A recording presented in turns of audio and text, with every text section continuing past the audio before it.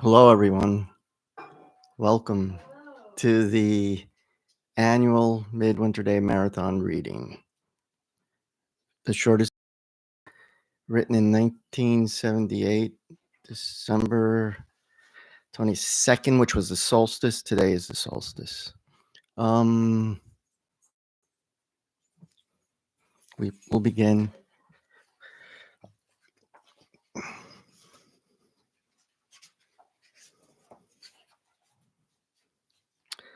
Stately, you came to town in my opening dream. Lately, you've been showing up a lot. I saw clearly.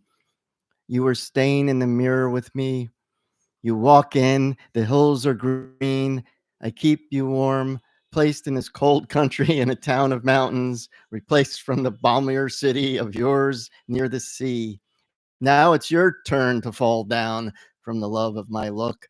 You stayed in the hotel called your daughter's arms. No wonder the mother's so forbidding, so hard to embrace. I only wait in the lobby, in the bar, I write. People say, what is it? I ask if I must tell all the rest, for never since I was born, and for no man or woman I've ever met, I'll swear to that. Have there been such dreams as I had today, the 22nd of December, which, as I can now remember, I tell you all about if I can? Can I say what I saw in sleep and dreams, and what dreams were before your returning arms took me like a memory to the room I always return to? When thought turns to memory's best love, I learn to deny desire from an acquired habit of vigilant fear, till again, to my nurse pleasure, you and this love reappear. Like a story, let me tell you what I saw. Listen to me, you must be. You are the beginning of the day. When we are both asleep, you awaken me. I'm made of you. You must hear what I say. First, I thought I saw people all around me, wondering what it is I write. I saw up close the faces of animals. I slid down a long grassy hill, past everyone doing everything. I was going faster. There were no streets to cross, no dignity lost. A long story without pausing. I was racing. No one approved of what I was learning. I saw a woman's daughter. We met on the stairs. I saw everything that was ever hidden or happening. I saw that my were older than me, but I wanted to see further. Nobody, including you, of all the people doing things, was approving my sliding like this down the long tilting hill, past the place to play, and all the past. I saw the moon's last quarter in the southern sky at dawn. Then I saw the shawls of the dream as if they were the sky, and the dream's dark vest, and the dream's collar and cuffs of black leather, dream's black leather jackets. I was alone in the dream's dressing room, trying on different styles of tough gangwear on rain gear. In the dream, my daughters, Sophia and Marie, are always with me. Then we climb a mountain to the Metcalf's house. Nancy's fixing us the 18 intricate courses of Japanese dinner. We sit at a counter curving around the kitchen, like what they call a kidney shaped pool, eating hearts of red and green lettuce in the most high and balmy state of friendly love. Then Paul takes us all on a trip. A while ago, the Japanese lady who lives next door smiled when Marie smelled the fragrance of her cultivated rose. Sometimes dreams are so rampant, so wild, as to seem more luxuriant than day's repose. So without riot spreading everywhere, how can I be both here and there? Then I found a message in an oversized book on the way to Allen Ginsberg's nursery school, or Ken Kesey was conducting a big picnic. Then I saw all the buildings of New York drawn to look like the illustration in a children's book. I dreamed the road was so slippery from a truck's oil spill. We had to stop at a truck stop. Though our friends who were ahead of us might lose us, All the food in this place is served in a big dollhouse, and the salads in a hat box. They're catering to us. It's hilarious. Suddenly, we all crack up. We say, "You don't just eat from the desire to see a vine, which today is called a chicken sandwich. You do seem to eat because you wear a hat, and so the hat's box is empty and must be filled with food." Do you see what I mean? It was a special restaurant. I saw Grace Murphy. Then I dreamed I was ordering pom poms, not those ornamental tufts and on hats, not chrysanthemums, but a kind of rapid firing machine gun. Really, I can't figure out what's good and what's bad. I know I want to awaken feeling some remembered perfection for which I crave homeopathic dose of evil, like the hair of the dog in the proverb, to offset the unsteady state of memory. What man or woman could this be involving? So fleet is it is indulging. It's not quite flying, but dreaming, flaunting the short lived continuality of a sound like hummingbirds. What is a story? Can I say that here? Or should I wait till later? Wherever the question of life's chronology, of satisfying the favored senses, might better gratify the falling course of the grave day, as I must come closer to the inevitable waking up like a dying man is dying, spoiling the favor you might grant me to extend this liberal time and remit my punishment due, though I've confessed already and been forgiven. Are you going to convince me there's nothing more to dream up, like sins not committed but related away to cover innocence, always listening to everything you see, watching the sound of the day? Wouldn't it be possible to eat everything, all the collected foods, even you, and one's self, like the dinosaurs just dying out in some unaccountable hungry fall, cunningly, saint like, when the night cometh, when no man can work? And David saw that Saul was come out to seek his work. I dream. What's your name?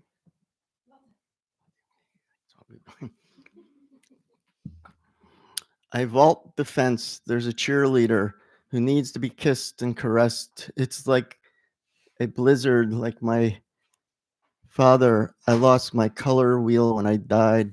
I go vaulting over the consequent fence, and with my ambition, I meet Gregory Peck. I always do. He looks like you. We go to the movies again. We go to two. We always do. And all the children are put, thrust, driven, goaded, impaled and flung, urged and pushed into bed. Then I can dream.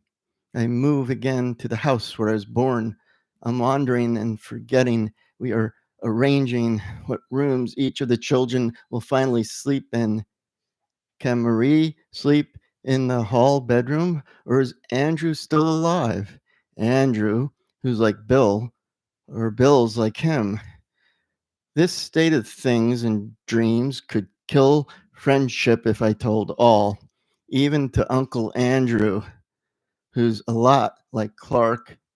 Anyway, I know we must share this copied house with my grandfather, another Andrew, who's a little mean, and nobody's here in this room, and we are a party to death. I look at the old uncle who's still young Andrew or Bill. I'm trying to remember where in time I am.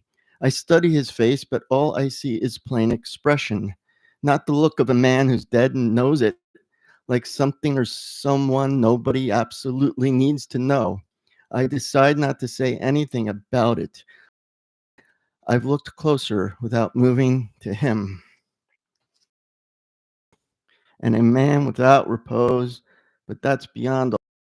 I say to myself in dream, it's all the same. All the people in this room will surely die sometime. Who cares which ones are already dead? I'm just here now in my dream, like I always am among the charms of sweet Andrew, charming Bill. I can't go on. Is there an end to such love and the duty of dreaming? Things seen, eyes closed, not seeming to be dreams, like the blackest edges once I saw outlining each leaf in spring over each leaf in spring one year, or the jewels I saw with grace lying together before a thunderstorm. I could suggest to her then, and she to me, what kind of thing would appear to us next in the train of vision moving from right to left? Under love's closed eyes, I hope you can see as much when I try to suggest among lines of the evaporating word what idea I've seen, what image each dream heard. There's no end to narration of forms from all the ways of looking, eyes closed. Now I see.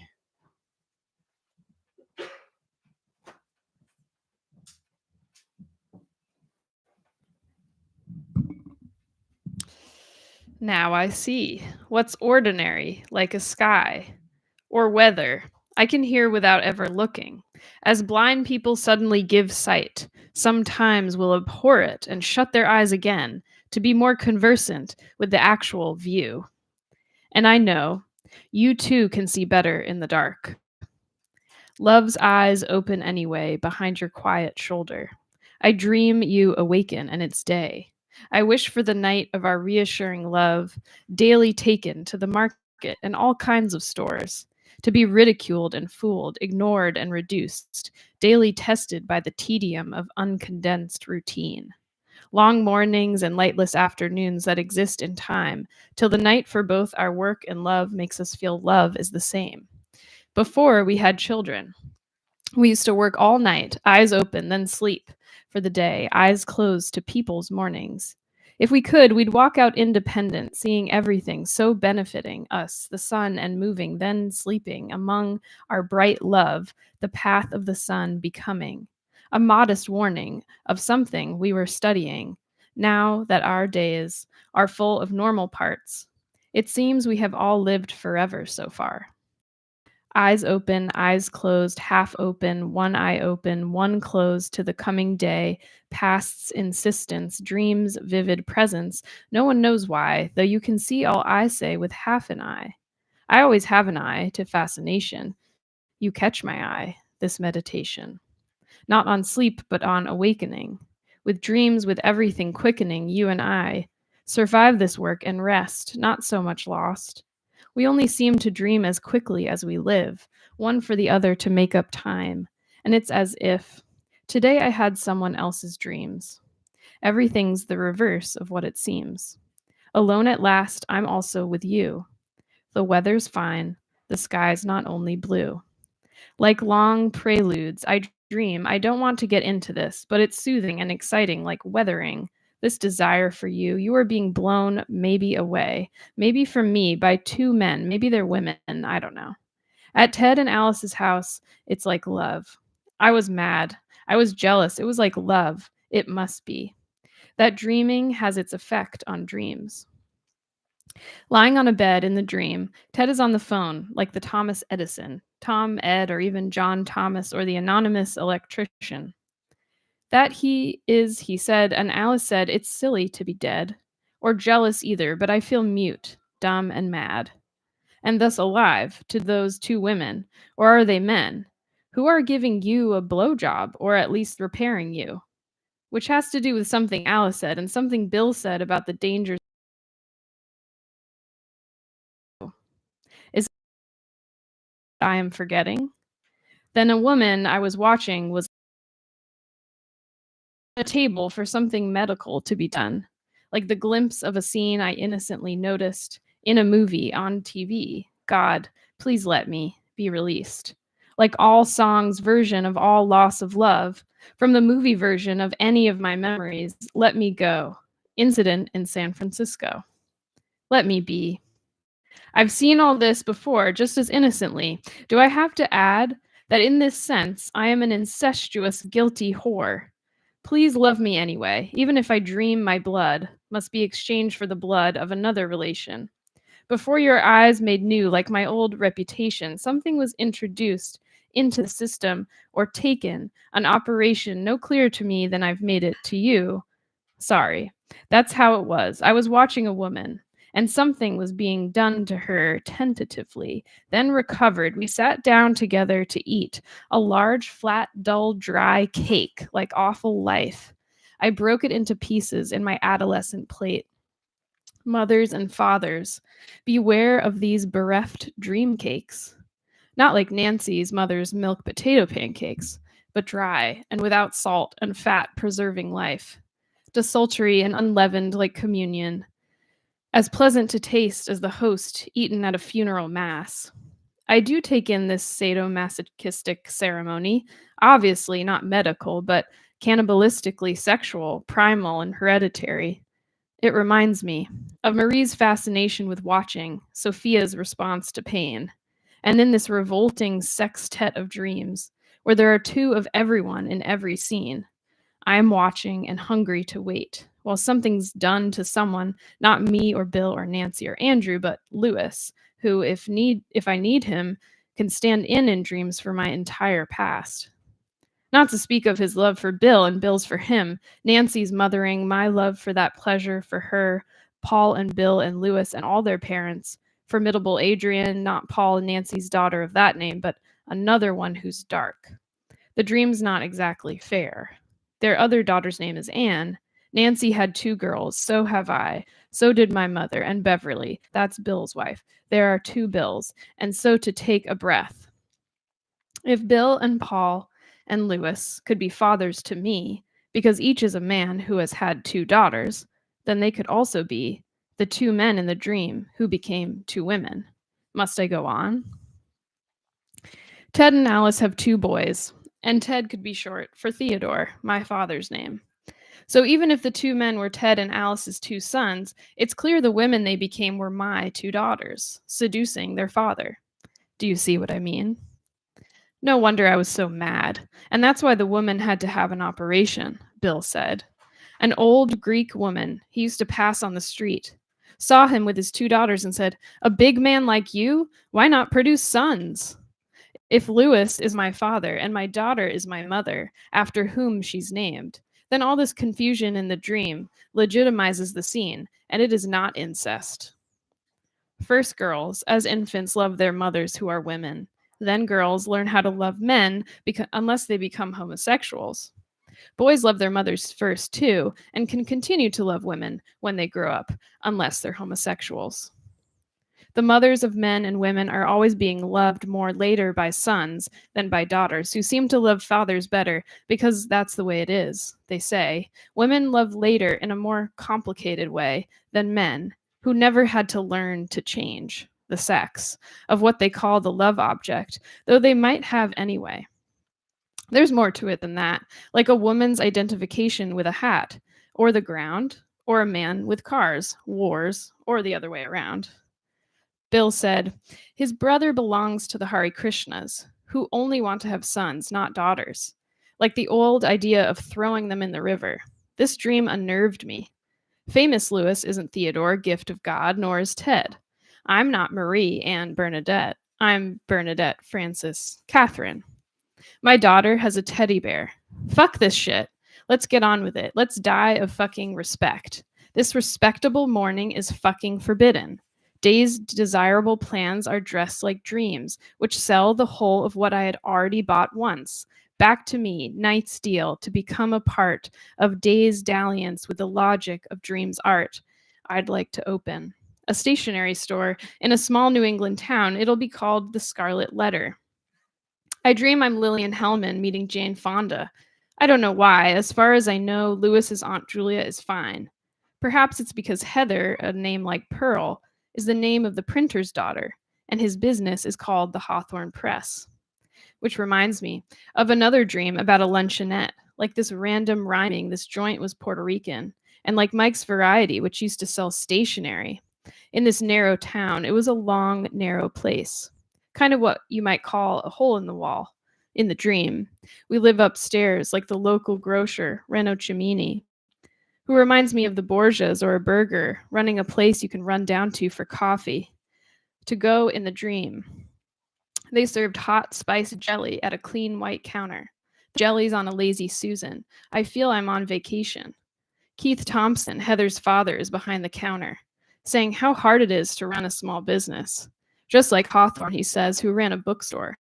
Combined with a pepper mill, as we all know, maybe it was called the Scarlet Letter in the Dream, I can't remember. It's night. I stay a long time, then you come limping and staggering down the street. Louis, why are you so old and so sick? Then I see it's not you at all, it's only my mother. And once again, I help you down the street. You're complaining. I remember you're interrupting all my fun. Dear Louis, when I imagine something's wrong with me, I immediately attribute this weakness to you. And in this way, I make you stand in for my mother, as I'm sure most people who live together secretly do. I do apologize. I know you are completely another. Then Bob Callahan, pretending to be Don Bird, came to snap our picture, and we felt he might steal our souls. He had a craggy old face like the detective. In Nicholas Freeland's books, Henry Castang, I looked at Bob's face while he posed us. He said, "You must hold still for 2 whole minutes." The camera starts buzzing and clicking by itself, like a time exposure gone haywire, except you could see it inside. To the shutter in the lens like a lentil. All the secret future. Then I said, "Please only do our profiles. It's much too long to look." And that's when someone brought in my old broken trunk. We were going to use it, but I guess Marie broke it. And the whole inside or lining of the truck was coming out. I think to myself, I guess that's my body. And this means I'm dreaming isolation is more healthy than having a family. Saying this seemed to make sense. Then I said, I guess it's really broken and cannot be repaired at all. And that's the end. How suggestible, as in a dream of leaves under fluorescent lighting. Next, I dream I am imitating your handwriting. These dreams are like arithmetic by Plato. I can count and figure the shadow of each mother, daughter, father, each representative. I dream a strong brown woman, not a black woman, but a woman named Brown, who stands for a rich motherly woman, has us to her house for a party. It's a house like an institution with a gymnasium. Then Cadillacs and big Lincolns and Mercedes Benzes all line up by the side of the road for an assassination. There's a meeting of men, all the sons of the people of the world at the party, and suddenly men on motorcycles come and assassinate all of them. We're standing directly in the dream's line of fire, Sophia, Maria, and I, but we don't get hit. Then we have to tell the woman her son is shot by a gang of assassins. There's a complication. She doesn't seem to notice us. The party's moved to an indoor swimming pool like in Alphaville, where people dive into the water while they're being shot at. It's a happy occasion today, and we all say she must be a strong woman to deal in such a way with the death of her only son. The way daughters in law in books murder the rich mothers of their husbands to steal money and property and love away from them, like in Sabine, where an old woman poet is murdered because of her house. This is the mathematics. I'm the mother and the poet. Something is inferred about an artist who died. The daughters are intact. The dream sons are murdered. What's the equation? When the mother of the fear of daughters is the artist, not the patroness of double sons, has she lost less? Is she the opposite of strong? They say it's the occasion when a baby's born. They say that about the weather, what we curse, we bless. The rich woman now stands for the mother, and the only son who died is the father. I can't continue with this.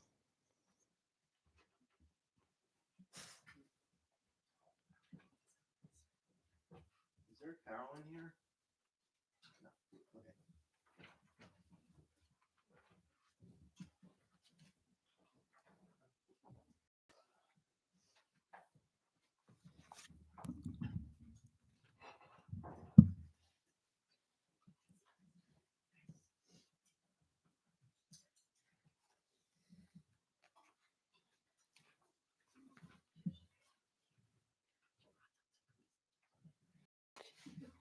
Hey, Gregory Peck, is that where I'm starting? Okay, thanks. Then Gregory Peck sat in the front seat of the car and kissed his girlfriend. She was only 10 or 11 years old. He reminds me of you.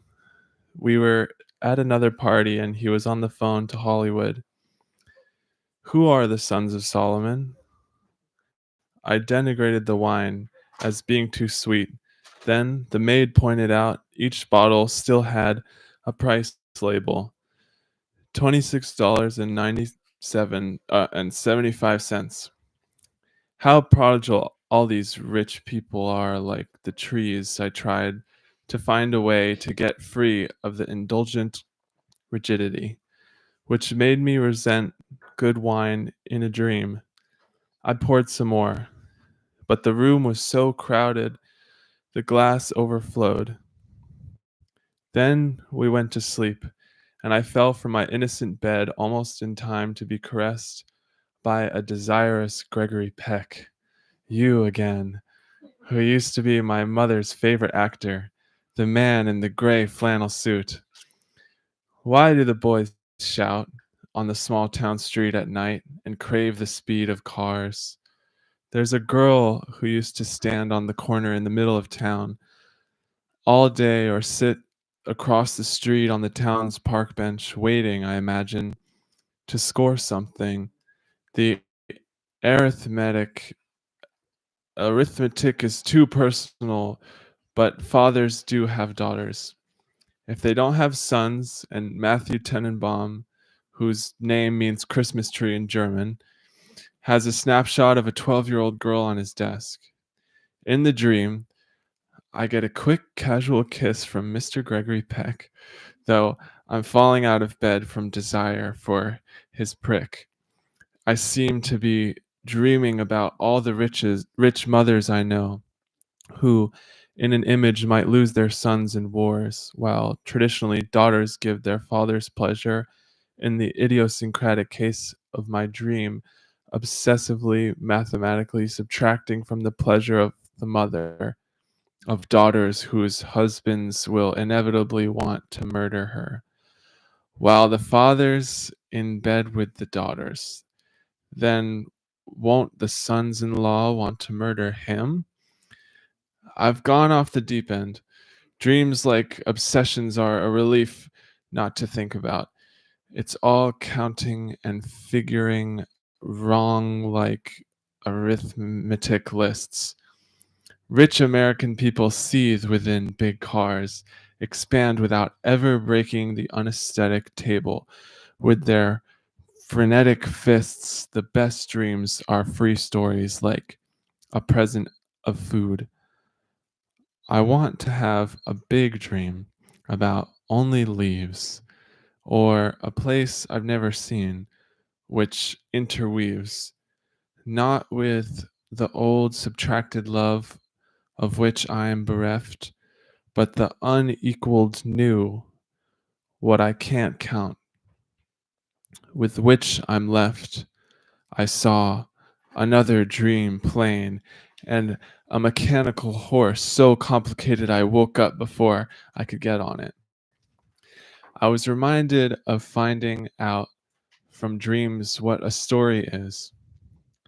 I was strongly invited to remember as an ember that the fairies terrified us inwardly. Even Peter hated me.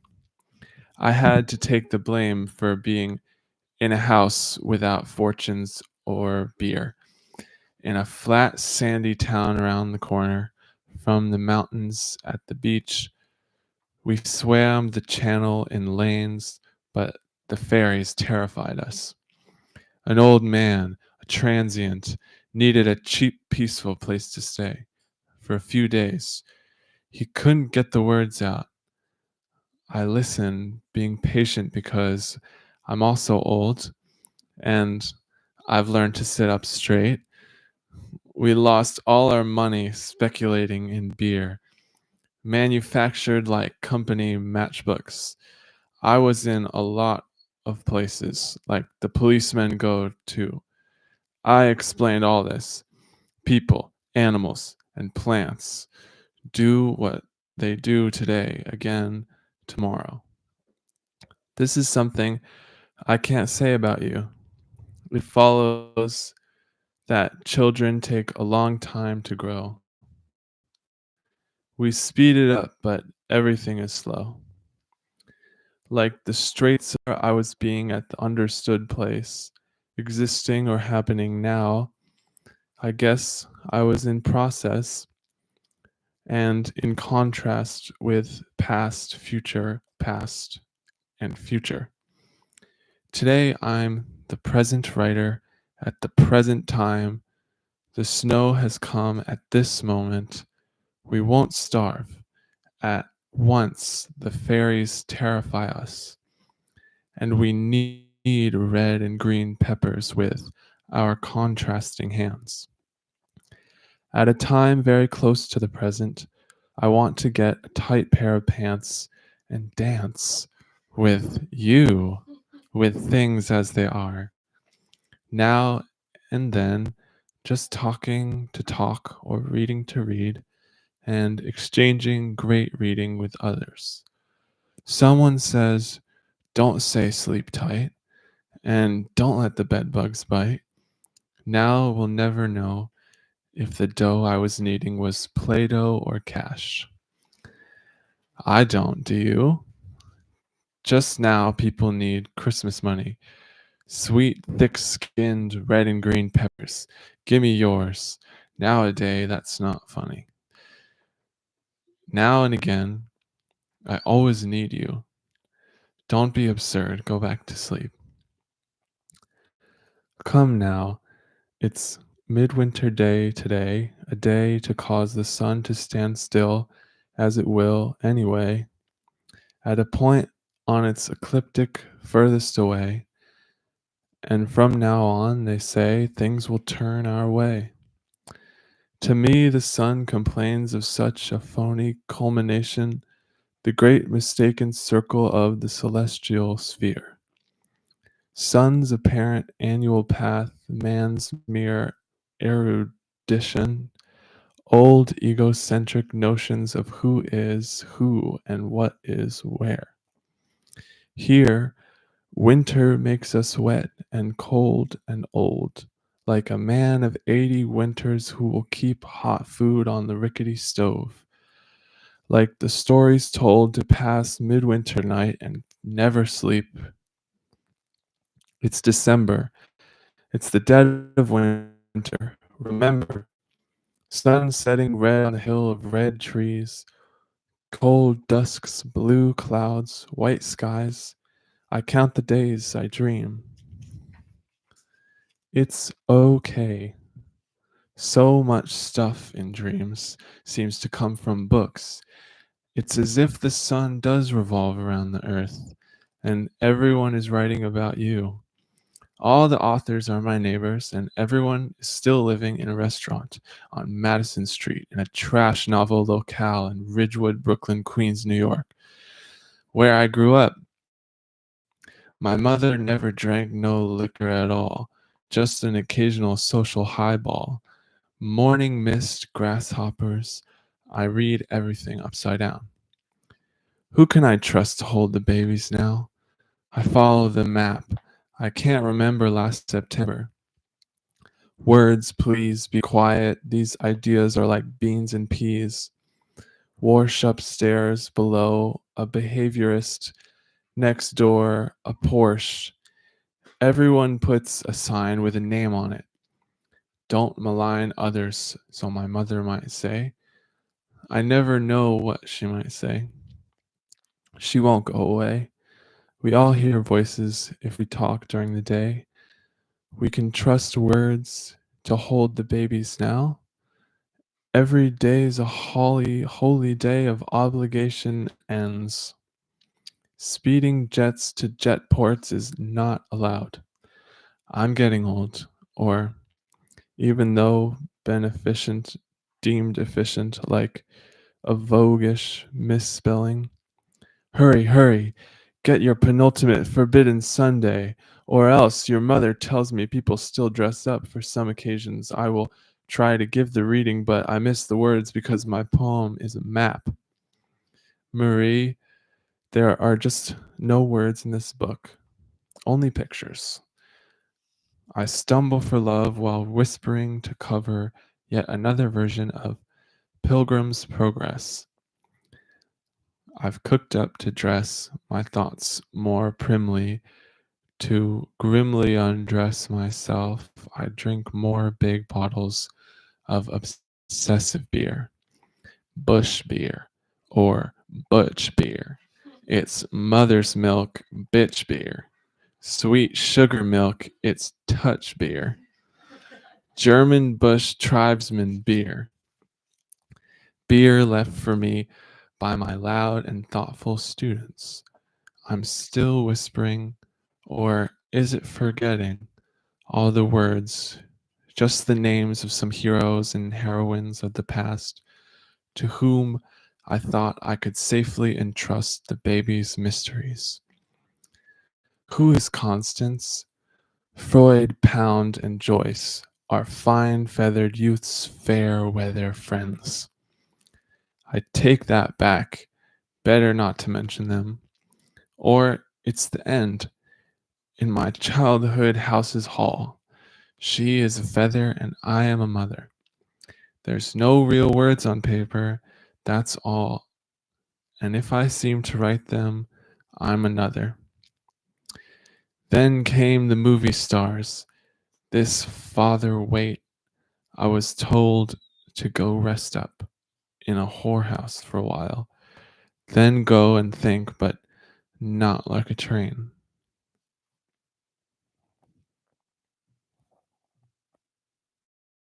Let's keep going. There's no one listed. I'll just go. Okay. Where to put the penis? Sophia's vagina bit a boy, but in both ways, he actually bit her a bit. She couldn't understand why he put his finger in it. Then she said, maybe you'd want this brown paper bag. Mary put her foot in the Mother Care catalog. The rain, it's raining on Charlotte Corday. Winter's coming in. The doorway of the foul Bombay subway and on the ships at sea in Spain. Child's garden of verses.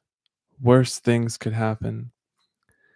You could have married me and I'd turn out to be Ava Gardner. Then you'd see a double murderer. David said, you see, I'm a half poet in a child's detective coat. My instinct is to sleep with your old or that man's cellar. You see, I'm a man woman or boy girl at once. A car starts up to find us out hiding. You say, let's move the pillows so the driver won't see. He shows us his wardrobe. In a wardrobe, he says, you see, I had to move this cellar so nobody would steal my check shirts. You and I walked away from the table, but the street as home was dismal. In this stumbling child's life, poetries crowded all up again in anybody's roomy car. Fucking up the gears of any day, you say, his or her highness is iterating something. Splendid. You owe world living, so world is owing you. I dream. Everyone is doing something like delivering sun. I get nearer to the face of the moon. Someone says, I wanted to see Grand Central one more time before you remind me again, death like everything. I had tried to foresee, couldn't have been any other way. I love the bending window. I dream it's a sandwich, but the bread is the meat. Your echoic lips dispel the pretty dream scene. I ask you then for toys and quick machines, and Romanesque and Grecian westerns with lions. This eats this better than this. I dream the dull moon's rehearsal for a day is a leaf.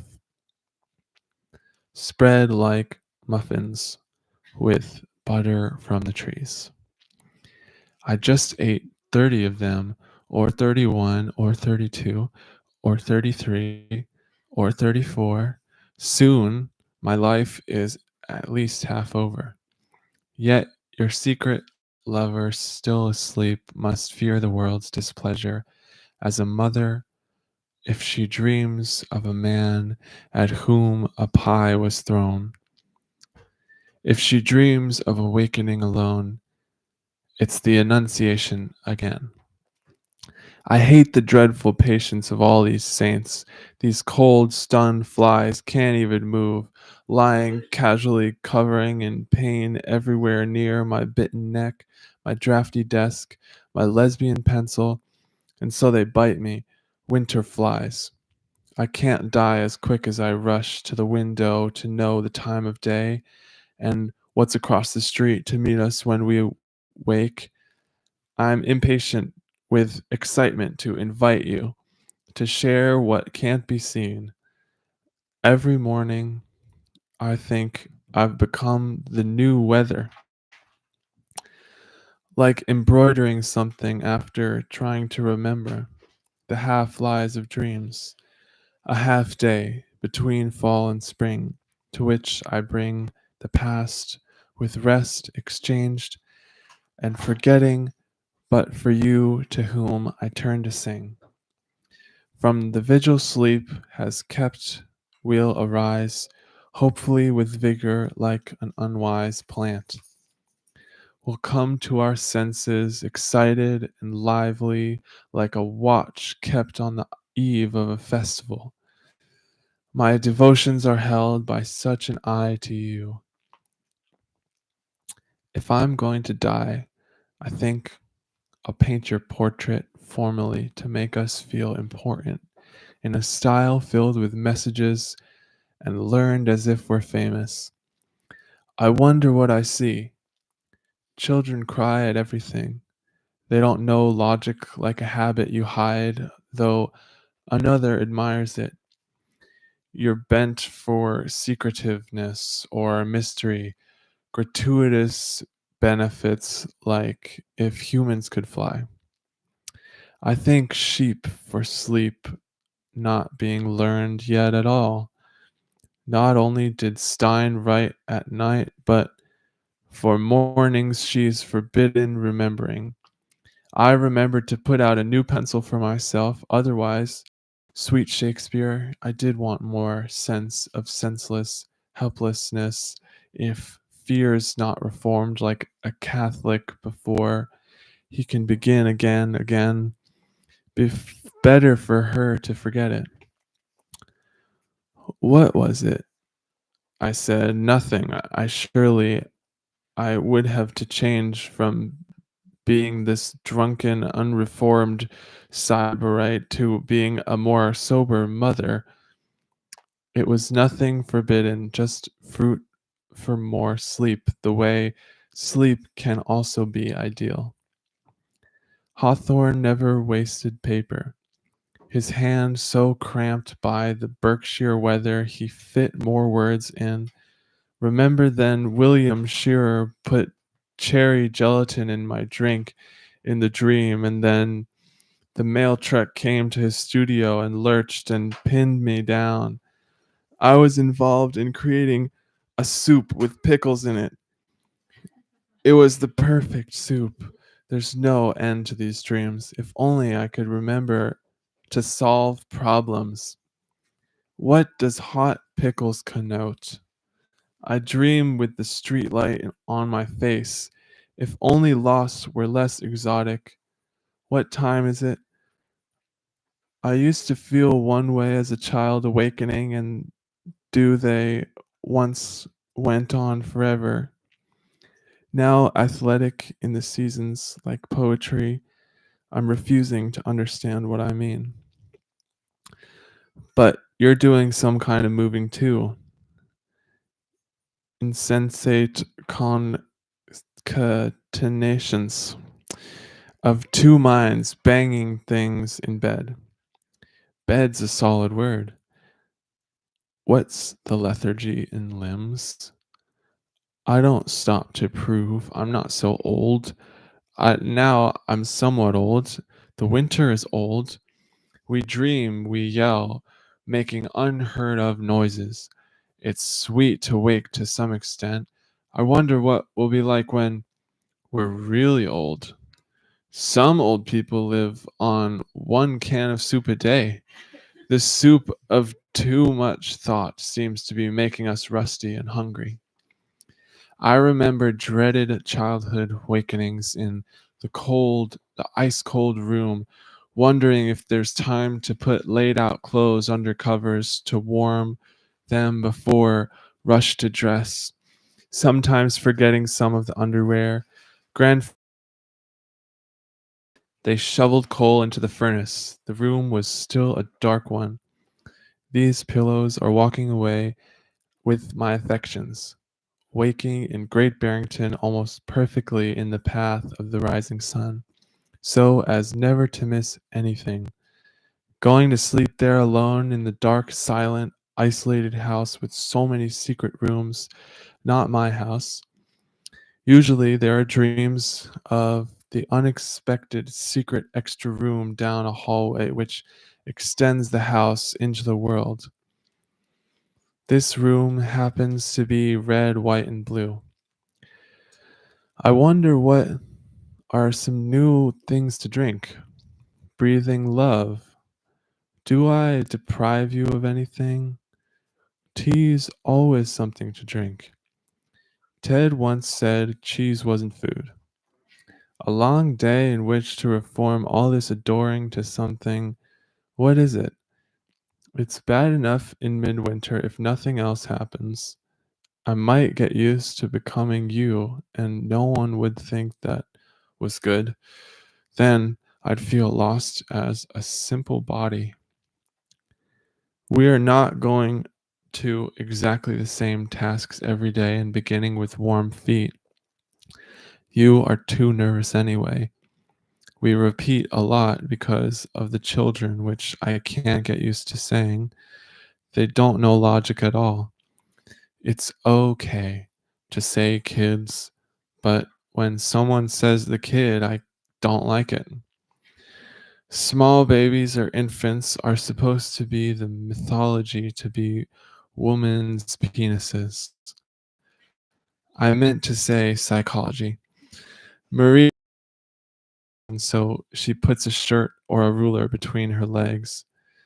I think she thinks about her diaper as a penis, and so she doesn't want to lose it. Mabel said we forgot how comfortable they are. What did I ever lose anyway? Not a hair of her head. Here's my license. I never used it. Like your father's diplomas. He's a lawyer and a real estate agent, but he never practiced. What an asinine use of the word. Either of them, like the pencil in my dream, I wonder if Ted is still in the electricians' union. Is it wrong to steal rightly just like memory who needs it badly? An affectation like a scarf worn jauntily, or the noise of the buttons on my cuffs brushing the bed in time to rhyme. Marie hears every noise the same. She doesn't not hear anything. The bed is like a typewriter. Sometimes I think the bed's a refrigerator with the holographic head of a man in dichroic color to be seen in ambient light on the door. I mean, the cover of the book the bed is. You do look all the time at some of the same things until the names of objects might as well fall off. Then maybe you die. That's the scare of mornings. It's loose or lush like this or blood, but darker than it ought to be. It all has a beauty and a structure. I haven't seen all of you yet like a story. I always forget the most important part. But back black to sleep's gray. Who'd ever read it anyway? Only the ones who already know me. It's no great mystery. At this rate, history might pass us by as a group of unrelated people ordered out of the same house. We could be better poets just on the phone. I better hurry to accommodate family to see what's happening to happen with them today. Every morning's the same dawning before it's talked about or told, like the dull man who wanted to tell the dream he had of you a week ago. Then he never said it. He just said it was recurrent. Doesn't everybody know everything or not? Please let me know. Isn't the truth always the same, firm as a tree? Is it an accident or pose that I say what I say? Can I look into the dream room and then run away? Then I'll tell you how each day is different. A tree, it's true, can be thought to be you. I don't know logic either. Babies are as if insane. Doesn't something, whatever it is, seem so diagrammed, not like a sentence? Not like turning over to have another dream, but the consequent rest. What I mean is, once life begins, it has a stasis or a balance or a standing that it is what it is. It's not mechanical. What's strange is this: eyes, windows, children, words, even the seasons, not to speak of feelings. Sleep is ship's gray, deck paint put on the floor of an immobile house. This ship's deck of cards is spilling into the ocean unwittingly. I can't remember anymore. I have to see something new, like a model or a star, so concerned, figure of sun before air through the window, like a page near the invented bed we share in a room we rent for shelter from the elements.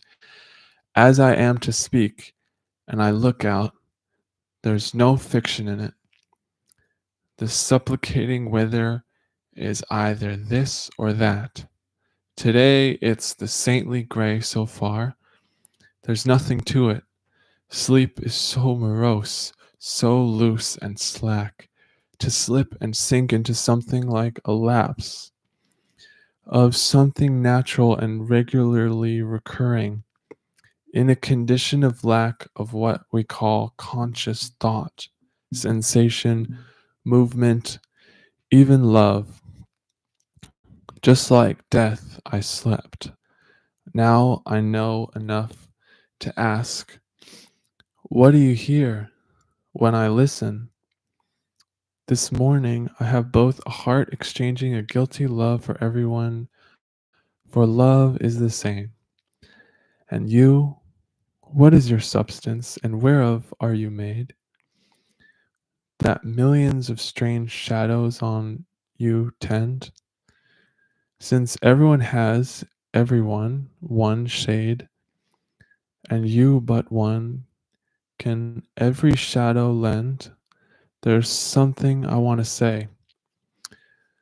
I don't know how to put it.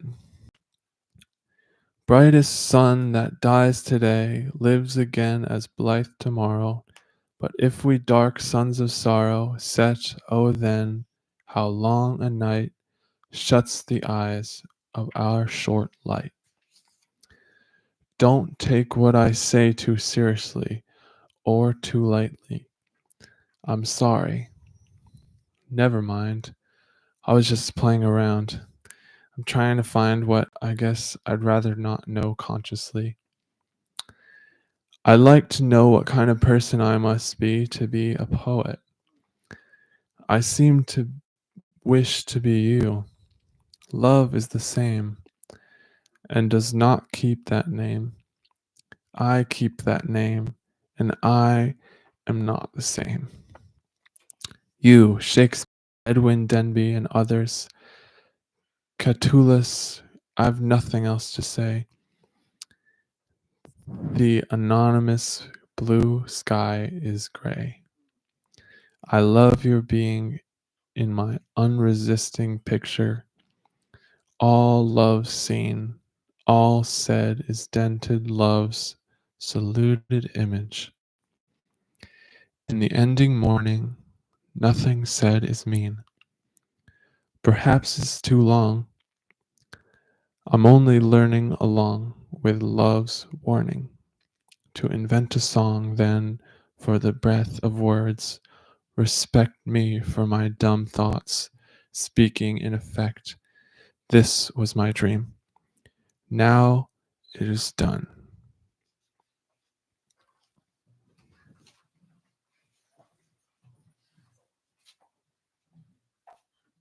Rachel.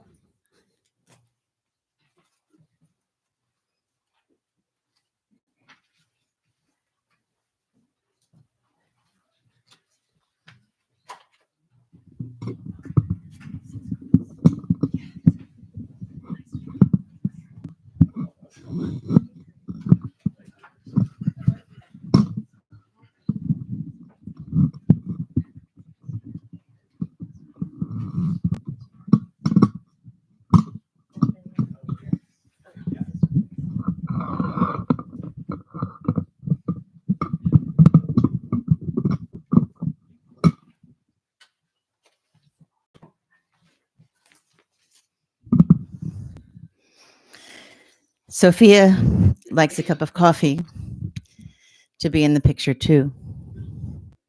She will climb the old trunk to the cold window without you in the room and then fall off while Marie is pretending to be me. You are wondering what it is you're doing. I pick her up.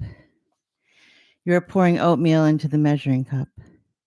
There's a chipmunk singing in time to his tail in the honey locust tree where the cat was treed and a black bear in Windsor ran into the car of a man going west on Route 9. On eggs or ordinary toothpaste, fantastic pigeons who always live above us murmuring fly. It looks right at us, but hit the roof to rest where there's a space between the bricks before they fly out again. One is all white. The cat and a skunk are always in the yard. Black tin cup made out of town of mountains of sky, the so-called true horizon parallel to the sensible. Once I used to keep a flying squirrel as a kind of pet. The squirrel left the house in spring, the boundary of your favorite cup. There's jelly on borrowed feathers. I say that chipmunk who can speak is learning to speak. As you say, you want to read a book, which means look at it. So you demand of me, say it. Delicate tantrums and tints and shades of the same corner, you like an aversion to memory's rudeness in the form of what we call voices. You are being too loud. If everything could happen at once, even as merely as only two babies crying and requiring everything but nothing at one time, the desire to control something as small as any destiny begins to seem just will, like just will. Or what world doesn't have religion to pass us off as ruling, if not by law? Then in the morning, at least for a while, we're only thinking of ourselves. My absorption in your clothes is only sensible. Why bother to toast the bread? But I'm willing. It's to make the bread warm. Here's a royal blue shirt and red pants put into the words of your eyes, not as dark as mine, but darker than his, whose eyes are impatient for a moment to see more than that. You still need so much to be done in detail for you. We can never seem to get out of the house. Winter flies are dying by the windows. We are never without at least one, as if we still know nothing, just passing the time because we can't seem to finish. They repeat after me, a mood like you, shout moon or mom as loud as you can. It's all the same. You and I are like two transparent wings. The person and the people are these other goose, Jack in the Box, with old King Cole on it, all with proper nouns like Donald Duck, orange juice, and Mickey Mouse Halloween masks, a real cow that milks. You say no, look, and oh first, though other noises came once before to be better as sounds than nouns as memory, or more than one of those like the clutters which are made of all this in all the rooms today, which will be cleared, and then we will have been a mess like a person I'm fond of who's changed, not like a diaper. Look at this. See you. Which one are you? The book is said to be a duck. The color wheel reflecting you hiding the bus, empty green swing for people, smiling tiger, nothingness puzzle, empty-eyed monkey mask right there, battered stolen musical egg, look, bright old playgroup radio playing raindrops and so on. There's something about a thermometer you wouldn't understand yet, silly, identical, grounded, queen bees. You put things into things now, you empty cups and trucks on your own, articulating oh and no, the same, grabbing for the 15th century Dutch woman who looks chiding. That's why I put her up. That polar bear won't go into that nesting cup. The potato masher, Marie's bed, as good to eat as prone Cadillacs. I might want to give friends if I could if they were given to that. You're conversing. Sudden kisses make you try to bounce without getting hurt by it, but then hurt anyway by my observation. Come as distraction, you fall and get tired. And since I'm anxious to be done, I entertain the theory you've already forgotten for putting more of this into that, and seems to mean today one of you needs more to eat nothing. She just isn't hungry, at least not yet. Grandmothers in books will say that they have days like that. Other mothers also do not wittingly give salt. How many eggs could be bad for you if you're only one, or three like a bad one? Not that anyone should use the word bad right away. You say, do you think she hates her bit? Finished. Some foods are tokens like the cold round cereals once in the bowl. At least she stopped standing up. Now tell her again to please sit down. The trees are getting cold. You wear a band of red velvet before the old kind of milk standing sentry in between two daughters. Did you feed the fish? Hold still.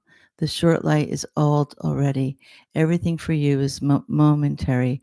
You may even whistle for a week or so. We've rearranged the day again into another formal order. I'm hungry at the wrong times like you, but I can't remember to stop to eat because you like the light. Are almost done. Formidable, ordinary order to present the day with at least a little concentration on fierce love, working like slowly building a house, only adding to it in the seasons when there's extra time. More for that than this continuous keeping us warm, which the finished house will eventually do if only we had time to raise the roof. I did put the rest of the clothes away, though I did and didn't want to, in a straight, singular, in straight, regular rows, in an arrangement of peace among a series of thoughts of the chaotic rank and still position of ourselves and where we fit in the system of the news of the day, a portion of what was submitted to the typesetters last night while we were sleeping and planned and laid out in the big pages in order of importance, which begins in the upper right-hand corner where the eye goes first. The rest is editorials and speculation, some sensation, but no color to hide or uncover feelings like the mountains and so on. Better reflect. Old Harry is another name for Satan. There it is.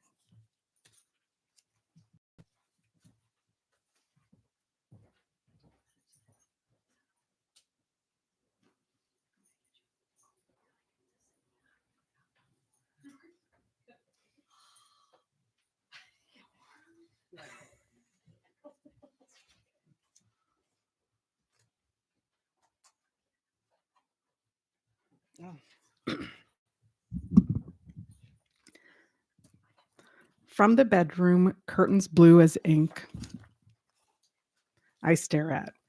Red guttered floors, white walls, all crayoned. From the bed, raised on cinder blocks at doctor and cow's midwife's request, so Sophia could be born. Fake Indian cover Ray gave us for Marie, American Indian, and Ray's old real wool blanket, and all our sheets her gifts.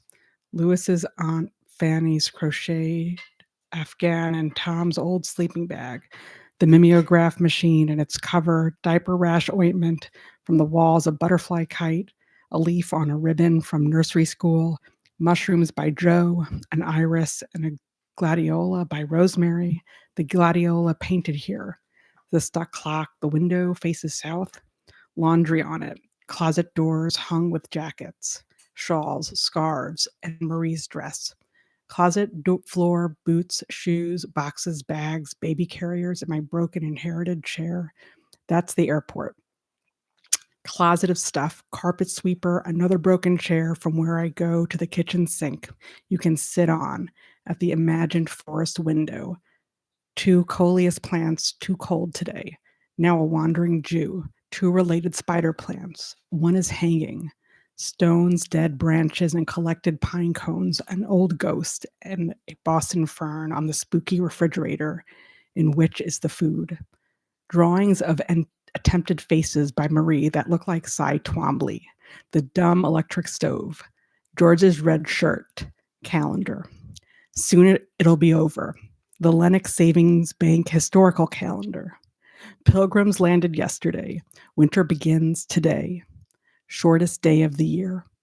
Lewis and Harris with Marie in a Bronx corridor. Little Light, the African woman backpacking a baby. She's talking to a totem figure, a street scene by Raphael, and a German altarpiece Rosemary sent.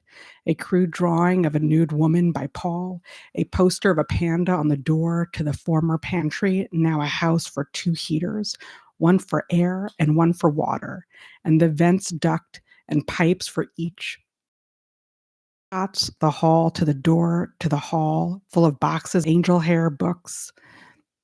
The broken bassinet, now a toy box with turtles and cups on it, a small space full of brown paper bags and cardboard 6-pack wrappers, brooms, dishes and pots, fruit on the hood of the stove, bottles and jars, teas and books, medicines, food and detergents, binoculars, the dishwasher, vinegar, garbage, Lewis's mother's old Scotch cooler, spices, another of George's plaid shirts, coats on hooks, a red tray. To the deadpan bathroom, a woman by Matisse in yellow and blue, and an ordinary Mercator projection of the world. Potty chair, diaper pail for cloth diapers, plastic bag of used plastic diapers, toilet sink tub, bath toys, an alligator that swims mechanically, and a shark with teeth that is a mitt and a sponge, hideous old curling rug lying in the tub after yesterday's flood, hooks on the back of the door, layers of clothing hanging on them, a mirror, ointments and pills, razors, poisons and soaps, shower curtains, to the main room, the living room, 2 leaping goldfish, cornflower doing too well, another spider offshoot, purple weed I don't know the name of accidentally growing in a pot of sedum, Christmas tree fern with a sense of humor, whiskey, the main collapsing table covered with things, rocking chair, small wearing rug on the golden wood floor, 2 couches with things on them, public school chairs with arms for principals at tables, shelves of books and boxes, box paper and stencils, 2 ring binders of photos in Worthington, my desk I steer and things, a standing lamp Nancy got us, a jacket by Joe and a blue shirt by George, a flower by Rosemary I don't remember the name of, a watercolor of a drapery by Rosemary done in Worthington, a drawing of Ted by Joe, a photo of Lewis by Gerard, pictures of the window out Main Street in different seasons, Main Street and Cliffwood Street, Our Lady of Perpetual Help, butterfly collage by Joe, a slinky male figure by Joe, a watch by George, some Kirschwasser, dead flies, magazines and library books, toys and balls, a stair windows, and the more frequent door. L.A. Warman.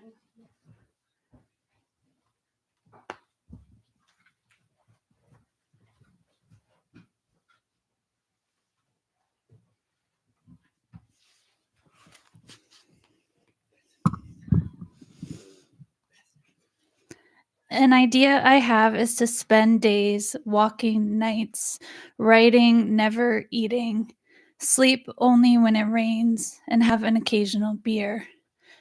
Instead of dressing in a striped green suit, you put a sheet between your legs and drape yourself upside down over the side of the bed, becoming hysterical.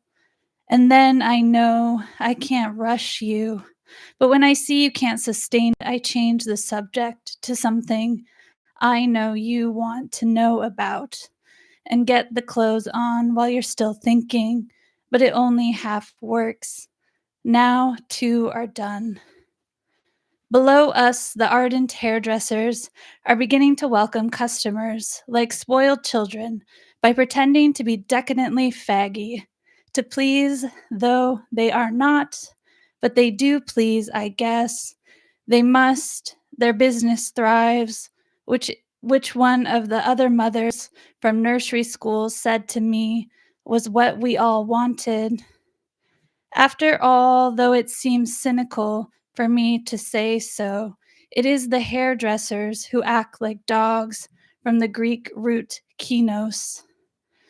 Next door, the real gay men have already left for work in different local restaurants as waiters and chefs, but one of them, tired of his lover and recently moved out, then they put a wrought iron grill on their apartment door, which you can see through unless they choose to close the little hatch behind it from the Anglo-Saxon Hagen.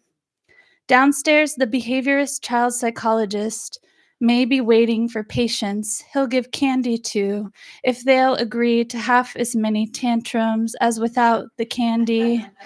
And next to him, the old-fashioned Eagle Scout type young man, woman bakes some kind of mail order pies for a living with different roommates.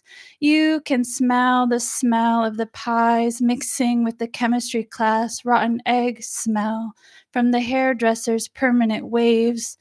It's a 3-story turn of the century red brick apartment house where rich men's coachmen used to live with their families in the 30s in a small egocentric town. Your drawings look more like faces with 3 eyes, now no mouths, and moon going from banana to day, and every month blue like TV or what you seem to be wearing. Where's the chair? It is in the pail. Put the person in it. Is it the teacher's chair? I used to go to New York yesterday and have my hair shampooed. Maybe it's a sparrow, maybe not. Maybe it's just a bird. Maybe you could give me a big watch when Peggy comes. Look at that moon. It's the middle of the night again. No, it's not. What an associative way to live this is. Dreams of hearts beating like sudden mountain peaks. I can see it in my chest like other breasts. Then in one vertiginous moment, I can forget all but the reunion and your original face. 2 shirts, each under overalls, over tights, under shoes, then 1 sweater, outer suit with legs or leggings, mittens attached, hats and overshoes, everybody wanting something or nothing to be done to them. Then one of the shoes falls off again. I have an image of a beautiful man or woman who walks in the door like Christ and earnestly spends some time with us like the UPS man does. If only people would read more books, but the world could still come to an end by colliding with bouncy babies, banging spoons on cups that fly off the table. You can't pick up something you see on a page. It's too windy. You now speak something like Japanese.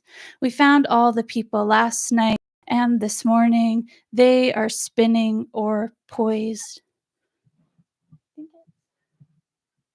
Elizabeth A.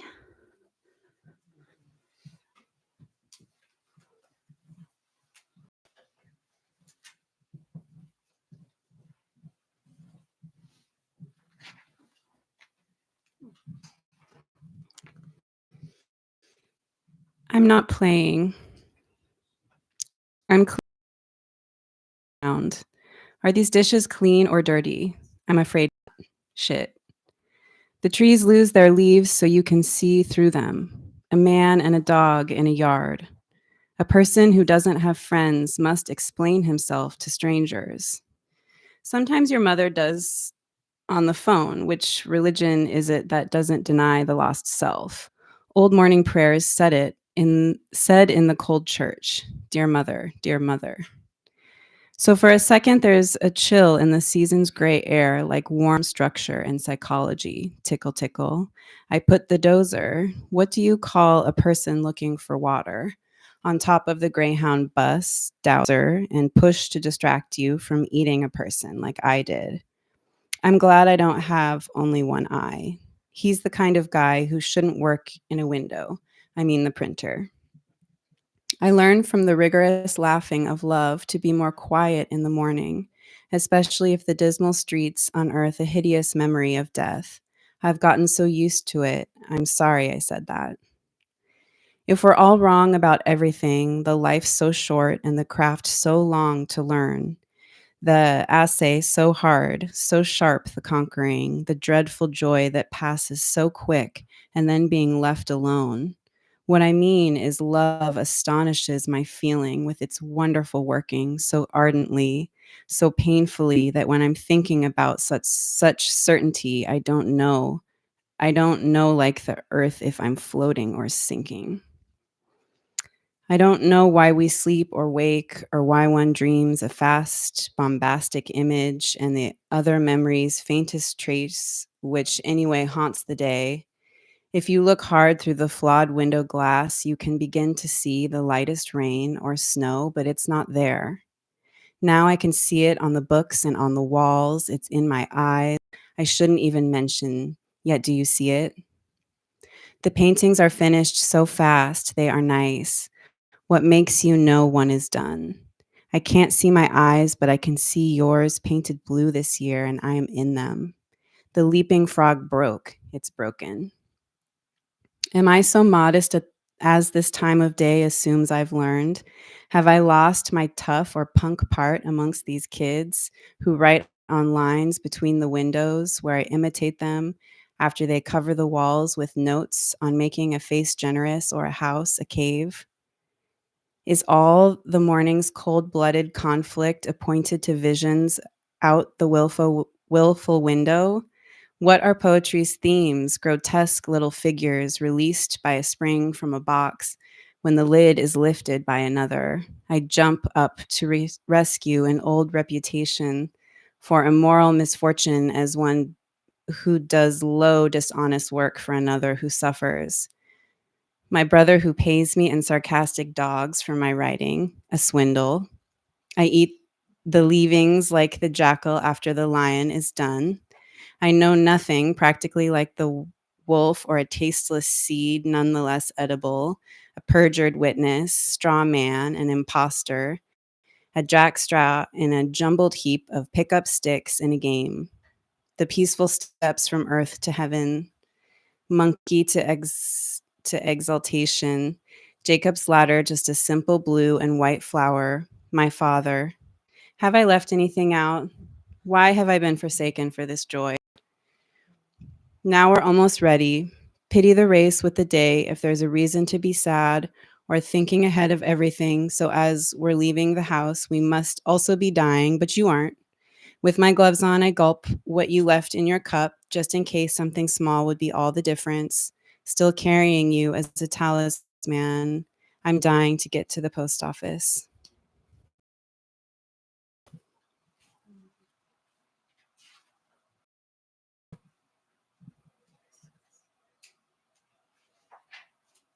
Leanne.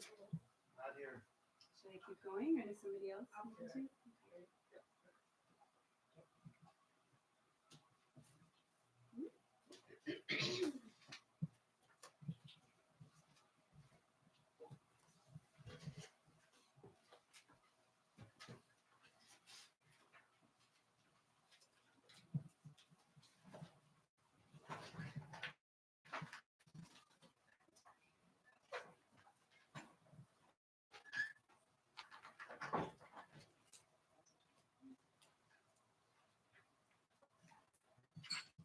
Part 3.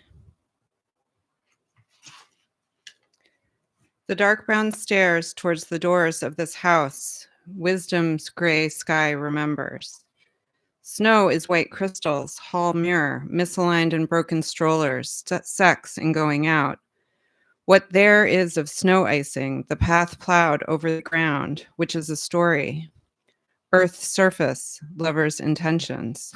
Astounded as no one's around us. A woman, 2 children, a man. Good morning or hello. It's not that cold. The gray-brown mountains or hills are in a lifting cloud over Under Mountain Road. Often there's a cloud on the town. The town is on a mountain, or halfway up a ridge declining north to south.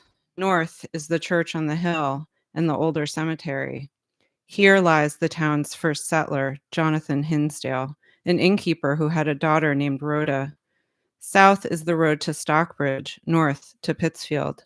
East is the rest of the village's houses towards another hill. West, the route to Richmond, formerly Ephraim. There's no river and no river valley. It's an arbitrary place for a town. Just an inn on the road to fill up space. There are some brooks and ponds, Yoakum, Marsh, and Lily. East of Lenox Center, the railroad runs along the Housatonic. Nearby are the former homes of Edith Wharton, Nathaniel Hawthorne, Herman Melville, William Cullen Bryant, and Edith Wharton's mother-in-law. The birthplace of W.E.B. Du Bois and the places Oliver Wendell Holmes frequented. Hawthorne said, "I detest it. I hate Berkshire with all my whole soul, and would joyfully see its mountains laid flat. One knows not for 10 minutes whether he is too cold or too hot." Lenox used to be called Yoakuntown after Chief Yoakun, a Mohican of the river tribe who lived by the Hudson. In good weather, they hunted in the Berkshires. Not fools enough to live here, what they call year-round. Charles Lenox was the 3rd Duke of Richmond, great-grandson of King Charles II. Now the town's rich people live on Yoakum Avenue near the private country club and the Invisible Brook. Wisdom's wives and children surround the town like hills, all alone like soldiers. It's quiet. There's the air in the important post office. We open box 718, which is a drawer like the morgue. People are either smiling or mad because of Xmas. There's another birthday card for Sophia from Julius and Julia, a penny saver, a bank statement, and a bill from Weleda. No letters, checks, or invitations change the world.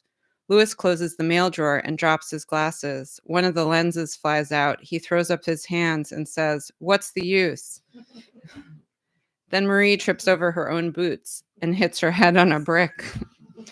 Sophia's mittens come off. The disappearing scene from a dream I'd remembered is lost. To comparison of past exertion for the slight Main Street hill, I blink at being seen a little.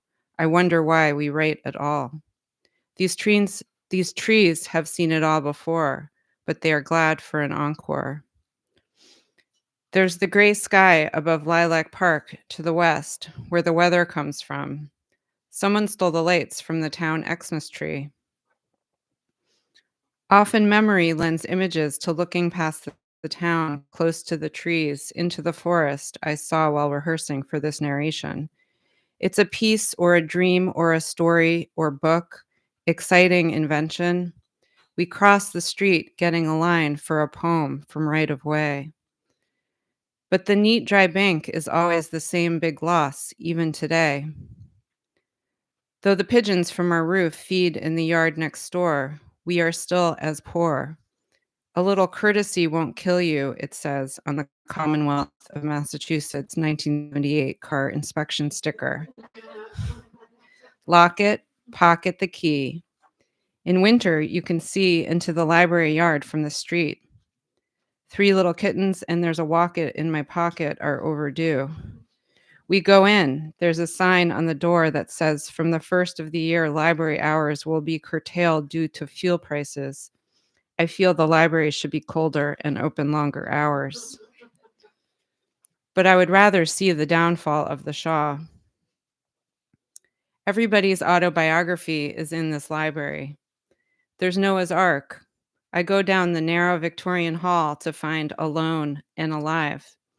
Two ladies talk of Bible classes. A man who tends the yard goes out by the locked gate. The loud noon siren sounds from the town hall. The library clock chimes 12 times. We borrow Pepe's diary and Drinkwater's book on Pepe's, Bit Between My Teeth by Edmund White Wilson, Alone, The Little Lamb, and Curious George. Tantara! It's the sound echoic of the trumpet's blast. Maria Callas is having a tantrum in the library. She won't surrender her books. She won't put on her coat. It's a violent, willful outburst of rage and annoyance, like not having a room of one's own or the love of another. It's a fit of bad temper caused by the extremes of temperature. Nothing is mixed properly in her. She is excessive, rude, full of drama, intense fits of pitch proportion, freaking out. She is hard and soft at once, hot and suddenly cold, mad. She needs water. She needs kneading. She is not at all proportionate to the energy expended. How resilient is she? Her frame of mind is readily angered and enraged. She has a temper. It's a bad temper. She's really mad. Her disposition is bad. Her humor is excitable, volatile. Her temperament is choleric. Hence, she indulges excessively in this fantastic outburst of kicking and resisting, in which the pitch of her tones, of her loudest screams, is like an electrically driven car to the consistent sun's hottest spots. She is fiery and dark. Nothing tempers it. It's her nature. She is bored. She is magnetic. Her elbows won't bend into the sleeves of the dumb coat. She has the strength of 1,000. Okay, I can't laugh. She has the strength of 1,000 women and assets. The veins in her neck bulge with rage, rapid and combust. She is exhausted, forced into the coat because of the cold. She begs kisses and loves collaboration with some remorse. The best thing to do is take her away fast, make the change. She looks a mess from her bout, from what's intense and what's not. She flies into a charming contrariness which totally belies that for her down was up and water milk. Breath unallowed, and language the false start to love it is. How unknown it is, leaping and flying into the cold we breathe. In winter, we are near the protecting mountains. In love, we are obviously close to rage. In another civilization, a simple temper tantrum might not seem as threatening as an isolating storm. Still, why not? But why do we live here? Incorporated in 1767, the town's not very old, like hot dogs and Pampers. Everybody who visits us finds it kind of unwitting to walk around a town like any other, just a place. Except it's New England, which is defended, tight, and cold. I'd rather live somewhere higher, warmer, and a little freer, where money was like matches and words were wine. But as it is, Lenox is okay for us as a family. 2 writers and 2 babies, each of whom have each other. Still somehow beyond the community of local people, some of whom are limited, bigoted, stodgy, or mean. Others among them love nature and certain kinds of art. And a man we know who lives here says he's lonely. He just drinks, reads, keeps a journal, and sniffs cocaine. The town's adolescents shout and skid around in their cars and leave half-empty bottles of Jack Daniels in the park. The high school imported a black man from Harlem to play on their championship basketball team, the Lenox Millionaires. And the rumor is the schools are so bad, the students don't always learn to read and write in sentences. Hockey's a big thing I don't know anything about. A lot of cars have Lenox School Scholar Dollar Days stickers, which mean they want to give money to the unathletic kids. Zoning, sewers, and taxes concern all of them with an eye to tourist money. Their industry except for GE. Lewis's mother says we're snobs and we think only about poetry. It's true. There's something about America that's unthinkable, like the style my mother thought she ought to be accustomed to because her mother had convinced her she was better than all of this, whatever this is, but not good enough to slough off the religion of the simple joys of poverty, humility, and fear. And so she gave my economic father the business religiously, and they both died young, having said, if we didn't spend this money to go on vacation, we might have to spend it if we got sick. Without understanding that once bereft, we've got more to lose, and energy in the world mainly comes from the hearts of the homeostatic people in it, who hopscotch around, either picking up the stone or kicking it, and should be left alone without invasions or savings. Though there are masses and classes of people, I don't deny it. What but the impulse to move and speak can change the world? Where should we move? Who is this person speaking? Who am I speaking to? To you, whom I love. Can I say that? I can't stand to watch the people leaving sheer design. That's the hairdresser's place. Looking like the man from Atlantis or Farrah Fawcett Majors, or like men who invidiously wish to be like the unspeakable Shah of Iran in their dealings with the world. Now withdrawing, now attainable, rich with a drastic face for the hopelessly bitter people, or the old story of the ludicrous young man in business, flattering the aging woman with the greed of his attention, to further and simultaneously subvert the relentless image of the attitude of his mother to his father. Maybe here, my own moralism smacks of my neighbor's inherited tight-lipped looks. These judgmental, rugged individuals tense in the rigid morning, like a memory of a funeral. Good day. I'll defend your dismay. Parents come to the hurricane to protest the children learning in the usual way, to eat and adore. No, that's not what I saw. Just beyond the civilized town are places everybody goes by car. Sears, Zayres, and King's. Stop and Shop and the Price Chopper, which is cheaper because they don't use union labor. Big mothers steer carts with kids past the things, and something called malls are the big thing now. With indoor gardens and no windows, where whole families, even on the weekends for pleasure and to buy things. But the malls seem to ruin the lives of the local people and are all caught up in hideous deals with fraudulent corporations. From the outside, these agglomerations look like artless spaceships, buried into the ground, surrounded by cars and some trees in space. And one of the problems with them is that such blatant flatness creates winds so fierce in winter one cannot walk. Inside are millions of the objects of novelty and fast food to eat, in imitation of being rich like kings and being bought things, of being surfeited and entertained like queens vomiting, to be able to assimilate more, which there isn't room for, in the spaceless, closeted private property house rendered valuable lately by the inability to see another house from it. Though in a state like this, it's nice to be alone.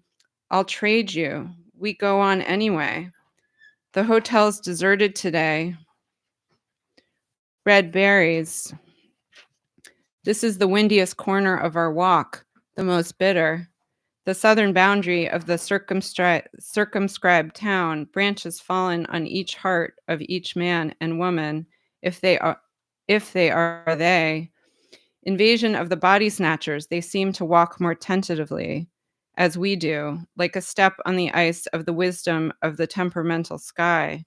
Like cars go fast because they mean everything head first, like need and desire, money, fame, and all kinds of love.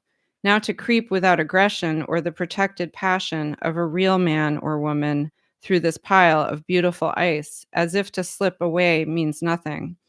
Has no word or expression like the baby's desire to swallow all the eggshells like nesting birds. The strollers make a roar. Except for cars, we practically see only black or white or gray today. We look and see, peripatetic, like the police. If it were noon, the noon siren would just have frightened us. Voting, the energetic town government, so clean and full of men, who make sure the eyes of the people, if nothing worse, avoid flashing and neon signs and flagrant cheap posters and designs, street vendors and the uncut grass. Last summer, they even cut the only blackberry bush in town, and the library had to lose its 2 dramatic elms. John?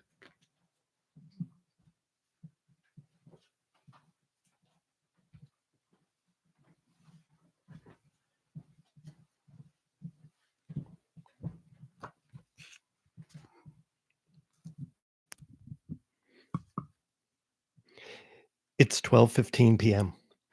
Everything circumscribed, but what of nature is still around? No place any different, but for the limit of fear and love.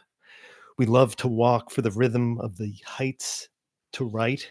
Going forward on foot by sights leaves the self alone at home. Something might happen or nothing. Old lines, I might even die. Ice and storms could crack the maples in their immobile ages. Sentimental telephone cables are buried in the center of town, not with a view to Mount Greylock. You've done all this before. Nothing happens. Let's go over it again. You've walked around. We're turning nearer home. We meet the librarian who's got an interesting hat, if it's not too cold or hot. We see the whole town every day, 2 square blocks with alleys, shortcuts, the town clock, and 2 weathercocks.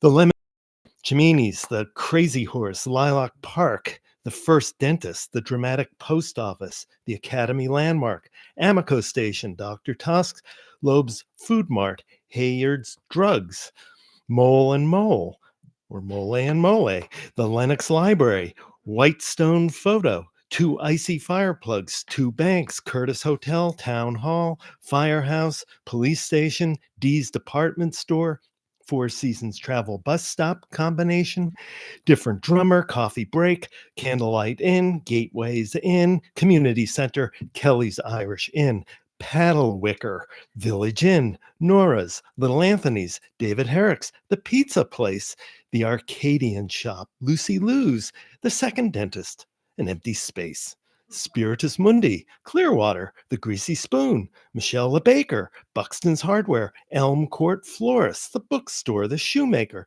Heritage House. Just a second, I've skipped the churches and Church Street between Housatonic and Franklin, where the 2 package stores meet. The Golden Needle, Mainstream Woodworks, the former Yogurt Rhapsody, Glad Rags, the restaurant, the laundromat, and an art gallery. I skipped Hawthorne Press, which is off the main route, and the nursery school, though we often go by foot. In the animistic city, we saw the street was our hallway, and in the country, the house, the mind, but this still village is an embarrassing relative below the flagpoles, a dedication to all men and women in all wars. Under men's stern hats, the suppression of all illuminating books. Behind their eyes, the hideous secret of the emptiness of stuff. In the center of town, an obelisk for the Revolutionary War. Under the counter, Playboy, Trojans, Tahitis, and contraceptive cream. On top of the 2 sisters' white brick house, a man on the roof. In the driveway, near defunct Rapid Repair, their bulldog defecating in the greasy spoon, the acting chief of police eating liver. On Main Street, Mr. Mole gets into his Dodge Wagoneer. Nursing homes and housing for the elderly surround the town.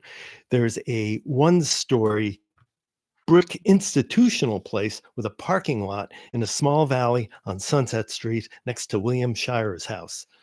There's a home for women in the old house at the corner of Main and Franklin Streets with a Japanese maple and tiger lilies in the yard. There's an odd place near the nursery school named Turnure Terrace, a low motel-like conglomeration of various connected versions of slightly different kinds of pseudo-colonial architecture, with a kind of fire station and an American flag in the middle of it.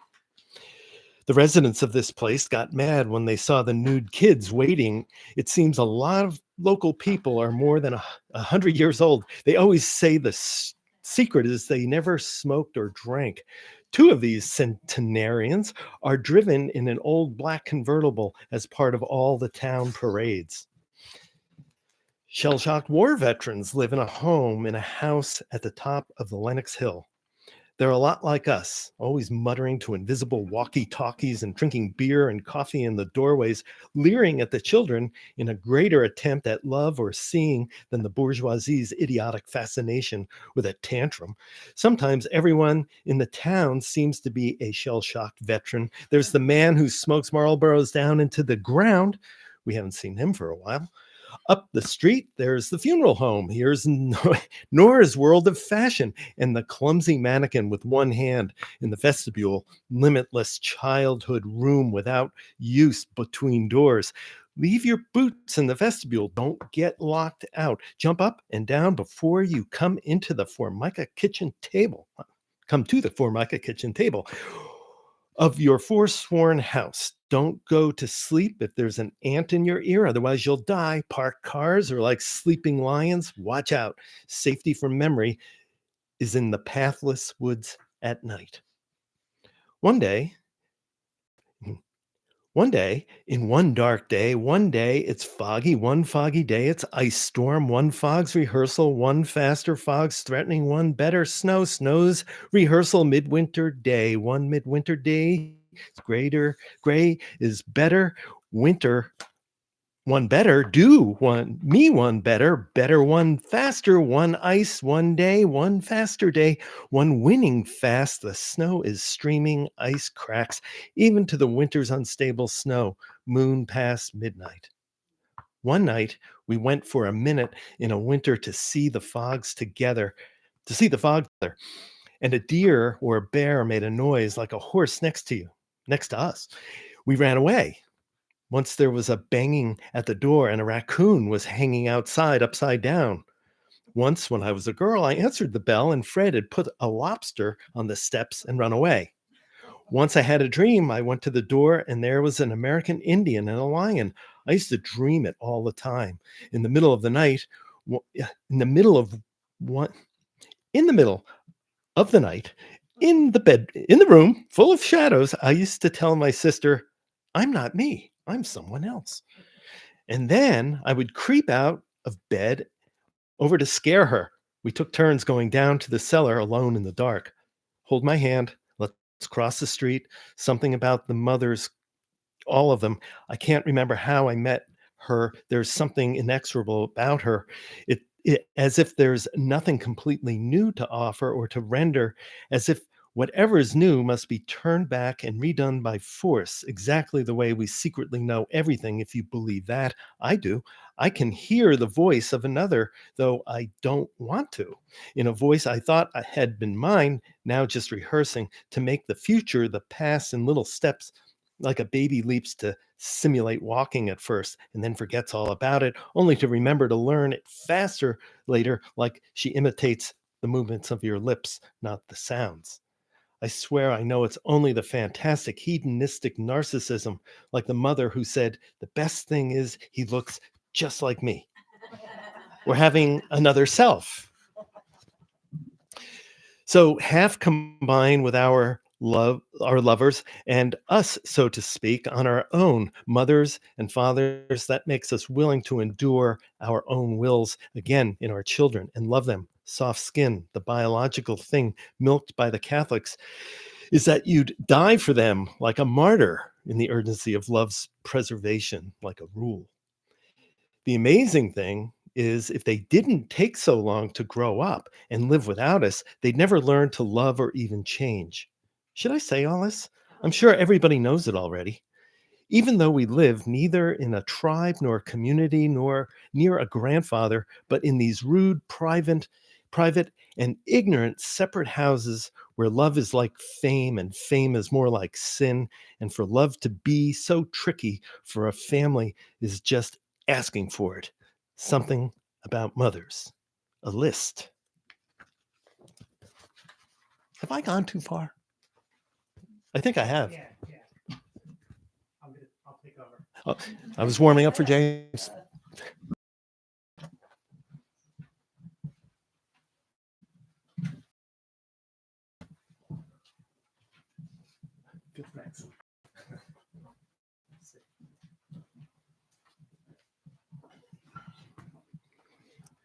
A list. I need to go to the health food store to get a bottle of milk and a piece of laughing grasshopper tofu.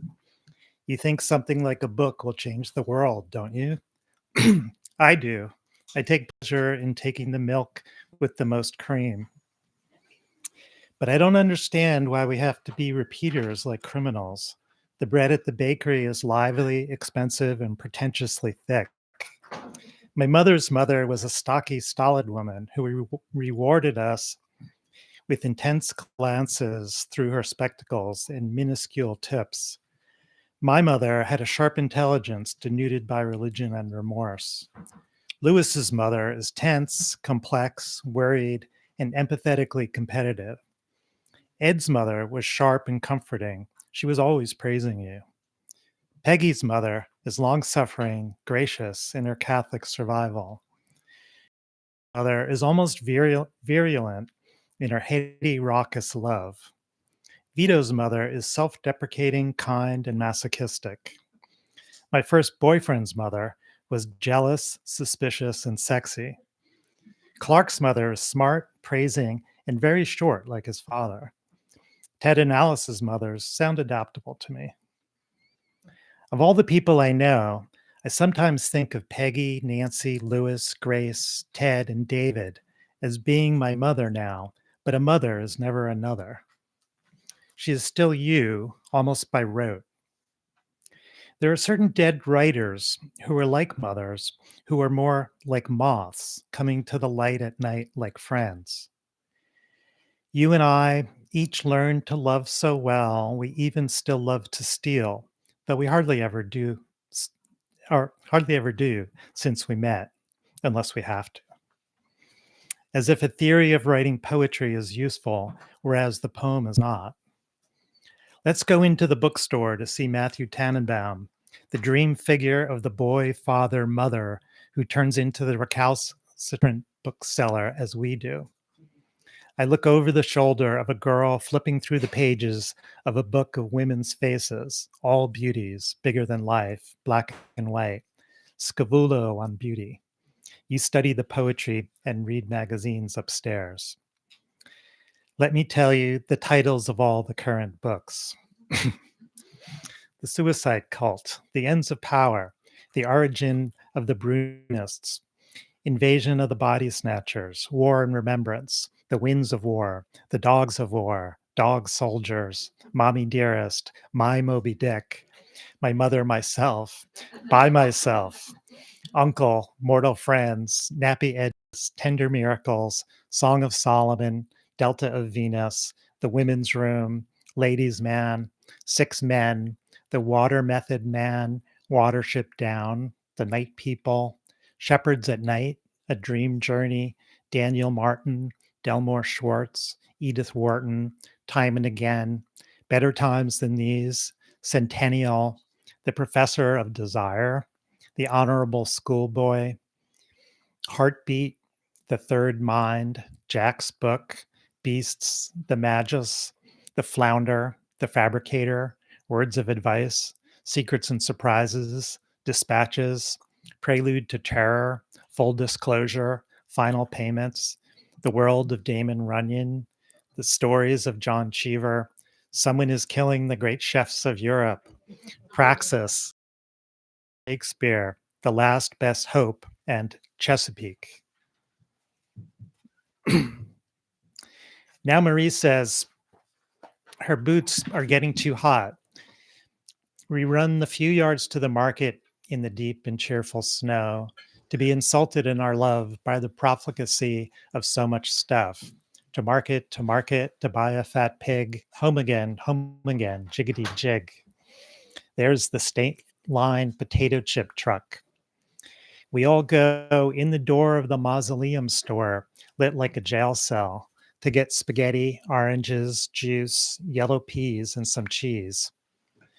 Someone stops us to say Marie is growing like a weed again, and they can't believe how recently it seems Sophia was born. I can't get Marie in the cart too well with her Korean boots on. In the back with the butcher, a woman to see it sawed in half under the buzzing fluorescence.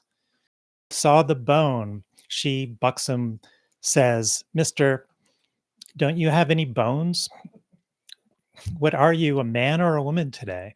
I think I gave your husband the wrong cheese yesterday. That's okay.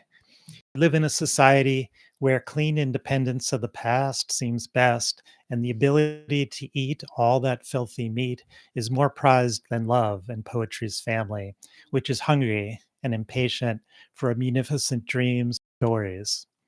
Marie's had 3 oranges already. The checkout woman is surly. She throws the peels back and packs my bag. I write a check, $3.34. Lewis was loitering near the lentils and peace with Sophia. Meets us at the doors. Today, our combined ages add up to 71 years. And altogether, we weigh 350 pounds. The temperature is 28 degrees. It's 1:15 p.m. We're going home with what we can have to carry, having had to pay for it. And the sun comes out just as the path, one last look at the mountains changing. Now they are crumbling like the wrong Roquefort cheese, and it's the end of the moon having piteously given us its last quarter to the dawn. World's end, beginning of niggardly winter, the nadir of some relation to the culminating sun, intensest of storms to come, sickening holidays, cold running out of money again. Nothing to do with poetry, love letters and babies, hope for spring, coming to please us because now we are parents, that love shoots mechanically from an automatic eye to the length of the line, the distance to its subject centered in a field of cheerful snow, past to the deep, transparent trees, the sharp, sensible horizon of the celestial sphere from which we will not drop off. And now I've a wistful desire to stay outside. It's not really cold, and roll with the babies in the snow till I get older. Maybe we could be outside almost all the time, like sex and lists of music to hear, to remember, to laugh at whatever's forgotten. Doesn't have to be gone out again for staying in, and sex is memory's intensity. The year's least day, lost in the house of love's safe locks, movement's chance perfidy. Thank you. We're going to take a brief break, and everyone watching at home, stay tuned. We'll be back in 5-10 minutes.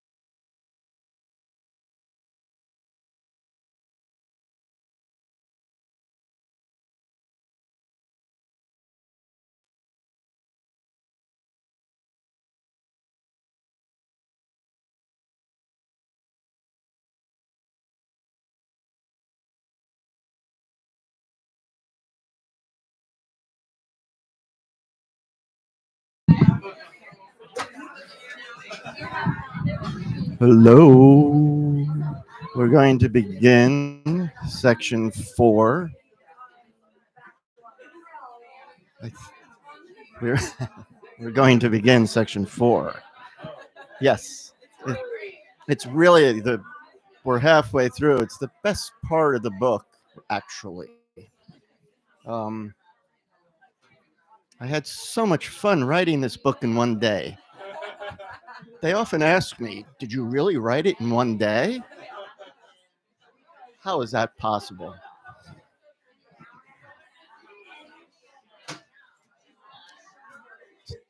Some of you at home might be trying to write a book today in one day. I just chased someone away.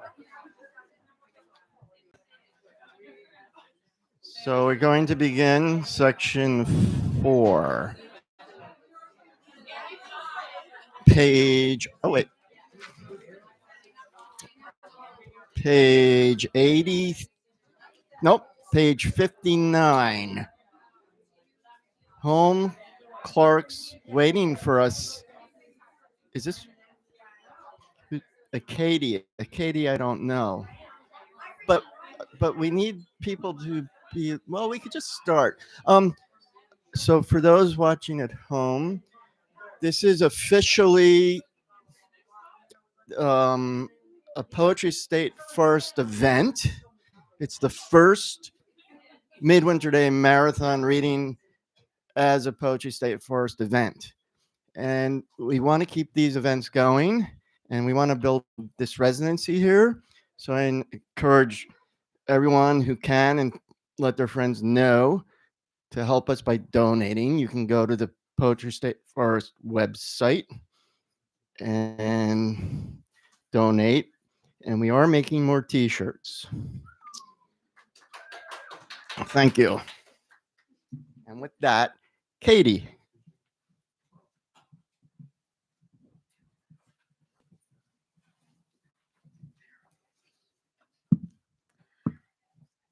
Home, Clark's waiting for us. The last time Celia was at our house, she drew pictures of all of us and put whiskers on Lewis and Clark. The whiskers looked like small pins sticking in their chins. Getting Marie to climb the stairs is like the time I tried to drive to Nova Scotia in one stretch and the wheels kept flying off the car and we'd stop every 100 miles or so to have them soldered back on. It wasn't that the wheels flew off exactly, but we kept getting flat tires, and when you took the wrench and tried to unscrew the bolts, the whole thing, like a pin that kept the tire on, would snap off. By the time we might have been almost in time to make the ferry from Portland, we were so tired we had to lie down in the grass in some rest stop under a horrible sun, and later we got seasick and couldn't sleep on the boat, though we'd paid to get a cabin to rest in. In Halifax, they sell miniature meat sandwiches in the butcher shops. Marie says her boots are too heavy for her to drag her feet up the steps, but if she has something to carry, like her sheet or a branch or a toy, you can offer to carry it for her and then she'll walk up. Or like today, one of us has to make 2 trips because of Sophia and the groceries. Clark's brought us a bushel of apples. It's already on the table when we come in. Once Tolstoy leaped on his father-in-law's shoulders in a moment of joy, and Wagner once stood on his head during rehearsals. He became so excited. Beethoven felt that his father was not his real father, and perhaps he was the son of some king or royal person. We have to wear so much clothing, it's as if we were in the Antarctic. Once one of the Antarctic explorers got frostbitten and the soles of his feet came off. He had to sew them back on. Another's eyes turned from brown to blue. When they walked all day or all night trying to get to the pole, all they would talk about was food because they were so hungry. They would vote on whose idea for something to eat sounded best. I think this was on one of Shackleton's or Scott's expeditions. One of the winning foods was roasted meat wrapped in bacon and baked in a pastry crust. It must have been Shackleton's best, because Frank Wilde invented a sauce for it that became known as wild sauce, but I can't remember what was in it. Maybe it was something sweet. They would dream about food all the time. They would dream the waiters could hear them shout their orders, or when the food came, it was suddenly ashes. Clark sits down, but he can't stay long. He's on his way to pick up Susan and Celia to go to Providence for Christmas. Shackleton's men invented a game or a method of dividing up the food. They'd make equal portions, but everybody was so hungry that one man would close his eyes and say who each cup of what they called hoosh would belong to, so nobody would feel he was being even slightly cheated. Marie is so impatient to get heavy clothes off. She reminds me of Lewis's parents, who, when it's time to do something, like pack up the car, create such an atmosphere of confusion where they each have a different idea of what to do next, and it's logistics that everybody in the family starts talking at once, and then somebody inevitably gets mad and says, "You do what you want, but don't say I didn't warn you that you were doing it all wrong." My parents also used to think it was important to be what they called systematic in their packing and unpacking, and Lewis remembers how his father used to have to struggle to finally get the trunk of the car closed on all the stuff. My father once slammed the trunk closed on his own hand. Then at least my mother got to do the driving without there having to be a big discussion about that.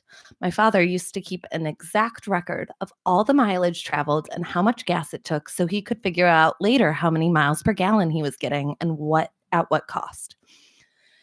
And all in such a beautiful hand with a good pen. The notebooks were wonderful to look at and appeared precious.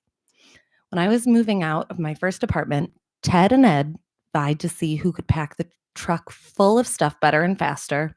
And we all went to have some drinks on the Arcadia, and Ted had a grasshopper. The sun is shining really brightly now. Yesterday, Breeze, Claire's husband, drove me down to the nursery school with Jonas and Marie because Claire went to New York to take care of her mother. When we got to the dirt road that goes to the school, the truck swerved off a little and got stuck in the ice. The road was so icy when we tried to walk, none of us could stand up. And Kara and her father told us there wasn't any school anyway. Now's the best time to be a mother. Everybody's hungry when we first get home. Marie wants another orange.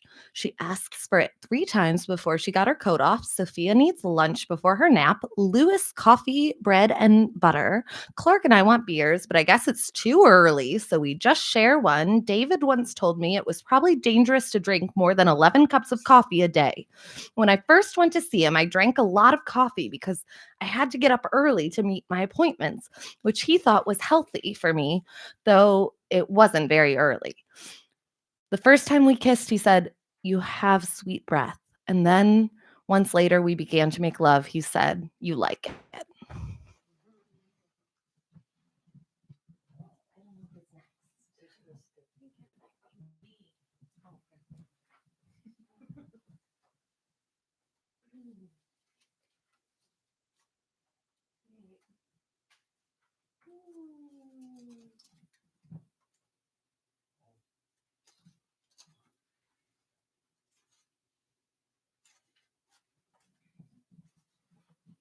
Okay. Clark hasn't taken off his coat, and now he has to go. The bushel of apples has candy canes too, and some honey and cheese. Anne Bradstreet had 8 children. She lived in Boston around 1650, and the manuscript of her first book of poems was taken to England and published without her knowing anything about it. Her father was the governor of Massachusetts, and after she died, her husband was too. Lewis goes into the room to work. Someone said Harriet Beecher Stowe became quite crazy towards the end of her life and pretended she was selling good things she did. Now there's so much to do for a while, a lot of little things, getting the dumb objects out of the bag, peeling oranges, making some space to slice bread, washing the tray, and to find a clean cup, and to have to deal with the awful. Don't even look up. There is a window in the kitchen. Rudy Burke says a lot of his photographs are all looking down at an angle, maybe influenced by Yvonne, who paints views looking down from way up in an airplane. He says his look down from about 5 feet 9 inches. It's so automatic at this time of day to do some of the same things. I feel like a machine. I had loved Emergencies. He said he wanted to be a machine. I wonder if he still does. One time, Barry's girlfriend, Britta, who lived upstairs, fainted dead away, and Ed resuscitated her. But before he did, he told me to get somebody on the phone. But I couldn't find the phone and panicked. And I didn't find out till much later that Barry and Britta didn't have a phone because they were always completely broke. Marie asked me what do turtles eat? Then squirrels, rabbits, and lions. I tell her lions eat meat. Dr. Incow, who's an anthroposophist, which means he adheres to the philosophy of Rudolf Steiner, said children shouldn't have any meat until they're 3 years old. It makes them too brittle.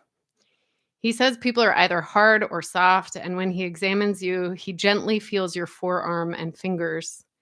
Lewis's niece, Joanna, was eating liver from a jar when she was 2 months old. Margaret Mead says everybody's different ways of taking care of babies is a symptom of the American custom of never doing anything your mother or father did, which has something to do with the pioneers. It's a sign of separation. Giraffes are vegetarians and they chew the cud like cows. Sophia eats lunch playfully. She reminds me of a penguin or a porpoise or a whale or Buddha. A couple of weeks ago, a bird got caught in the closet that has our air and water heaters in it. Then when we looked again, so we could throw a pillowcase over it and pick it up and release it, as we once had to do with a pigeon who walked into Lewis's room through the open window, it was gone. I don't know how it got out. At Clark's house in the summer, birds come in so frequently because there wasn't a screen door. I made a net like a butterfly net with a stick and a bag of onions, came in, and then I would catch the bird and slide a piece of cardboard underneath the net and take the bird outside. Clark's house has such big windows, sometimes the birds fly at them and dash themselves hard against the glass. Sometimes they're only stunned, but once in a while they get hurt. I stayed there a couple of times while Clark and Susan were in California. Marie pretends she's diving and swimming in a sea or pool of newspapers she's thrown around. She jumps from boxes of Ted's books in the kitchen.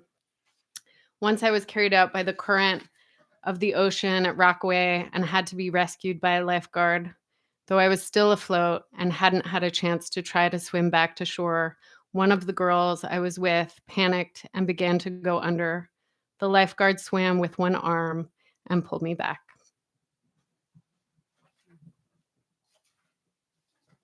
Karen.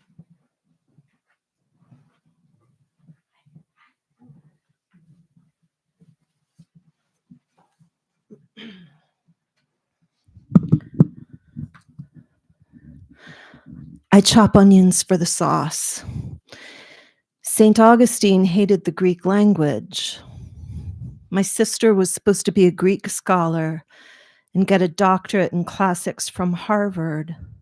She had a Woodrow Wilson fellowship, but instead she decided she wanted to paint. I learned Greek from a nun at New Rochelle who taught us to sing the language in tones like Swedish. Once in Greek class, one of the other students told me I had always reminded her of Antigone. She said this the day John F. Kennedy was murdered. It was a Friday, and I had to ride to New York after class, and I had a ride to New York after class from a guy from Astoria who went to Iona and eventually became a policeman. Marie talks now, it sounds tonal like Swedish. It used to sound unaccented like French. Marie's painting with tempera colors. Raphael once told me he thought Diane de Prima's work was difficult and somewhat crazy until he read mine. Though he's sympathetic and sees our writing as a symptom of what he thinks of as the crazy times. William Shearer surely wouldn't like my work. He says Gertrude Stein was a megalomaniac and the ugliest woman he ever saw, and that her writing is just silly. I wonder what he'd have thought of Margaret Fuller Ossoli. Barry told Clark I shouldn't write about Lennox, and he didn't like Lennox. Someone else said I was no longer a true experimentalist. Alex once said my writing was rude, and Les thought my photographs in memory were too pretty. Marie's paintings are bright and done quickly. She's trying to execute a face. Susan said that after her father died, her mother seemed to change and to become more relaxed. I remember my sister and me trying to encourage my mother to remarry, and she would always say, "Who would want me?" Then later she would say, "Don't ever marry, Bernadette. Join the convent." But she meant because it's easier, I think. I see feathers floating down from the pigeons on the roof. When Sophia was born, it was 6 a.m, and the pigeons were cooing like roosters. The midwife, Betty, said Philip, meaning the doctor, would like that sound, but he hadn't come yet because he'd gotten caught in a blizzard without his snow tires, and he had to drive really slowly. Also, after a long labor, Sophia began to come really suddenly. But from what the midwife had told the doctor previously, got here right after Sophia was born. In between contractions, the midwife would run to the window to look for his car. Then I would call her back. It's time for Sophia's nap. She needs to have her diaper changed first. My cousin Florence had 2 children in a flimsy, small, new house in Central Islip, Long Island. Her husband, Nick, who always wore black, spent all his money at the racetrack. Once 2 of my uncles followed him there and saw he was with another woman. Though Nick and Florence could not get divorced because Florence was a Catholic. They began to live apart. Everybody in the family said he was a bad apple. Up till then, the people who were whispered about were Uncle Charlie, my father's brother, who never married his wife Grace, who was an alcoholic and born the only son who had the Mayer name, and Uncle Ken, who was a Lutheran and who induced his wife to practice birth control. In Lewis's family, there are 2 cousins who fell in love and lived together, Jerry and Bonnie. Jerry had a wife and 2 children before, and his mother, Fanny, doesn't approve of Bonnie, but Uncle Sammy, Bonnie's father, says he thinks it's okay. But then Lewis's mother, who is Fanny and Sammy's sister, says, what else could he say? He must make the best of it. Sophia goes to sleep. She's attached to her pink blanket. Once Yuki called me up and invited me to go ice skating. He didn't know Lewis and I had just begun to live together. I haven't ice skated. We skated on a pond in the woods at night. It was a silent retreat, but when the nuns went to bed, all the girls would get together and sing Chantilly Lace. Marie says she wants to read a book before I fix the rest of the dinner. Verlaine had a terrible life. He was poor, a kind of vagabond. His wife forbade him to see his son. He had an affair with Rimbaud, and he died of many different diseases. For years, he was so sick he used to spend the winters in the hospital. He was famous, and his son edited his works.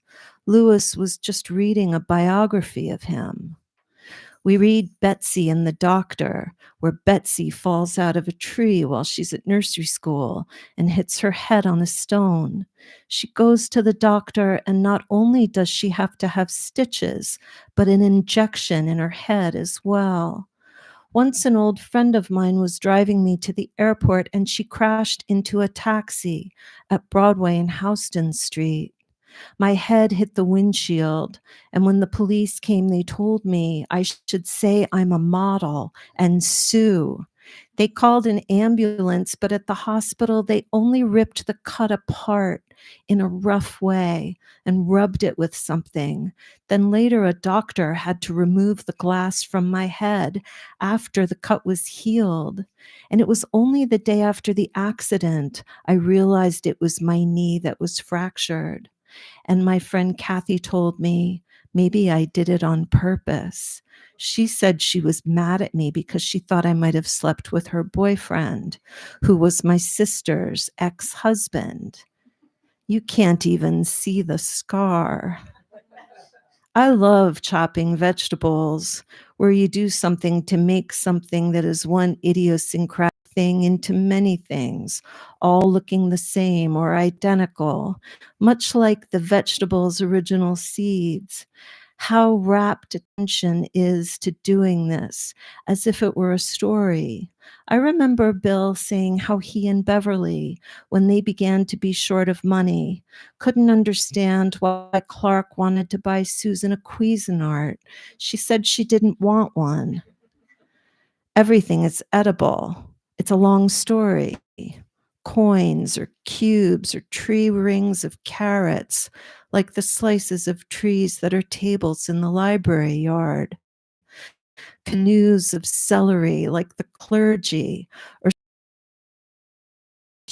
miniature trees of broccoli, and are poor enough to want to cook the whole plant.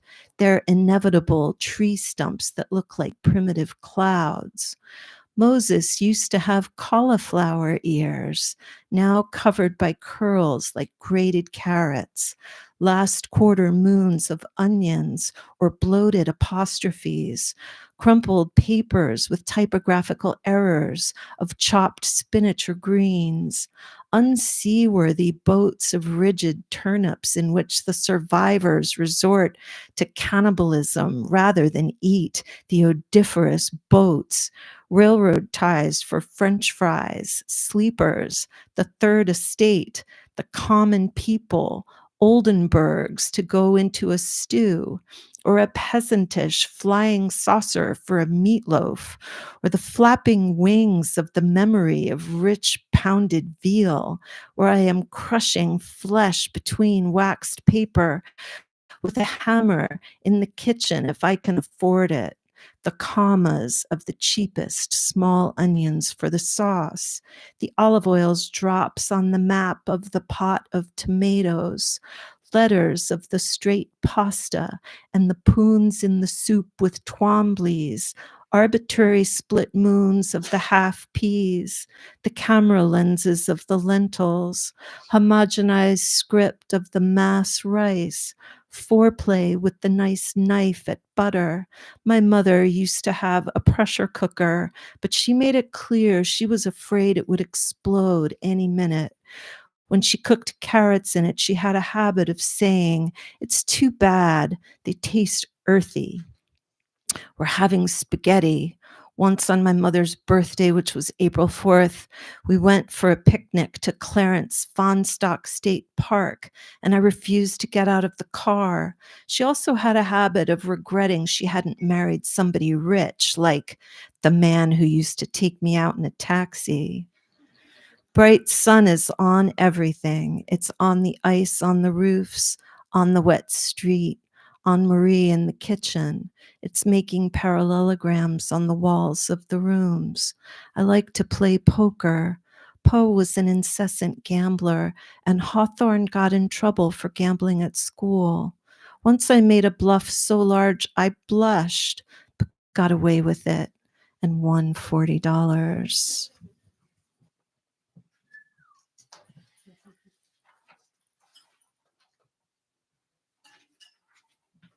Ash, is there?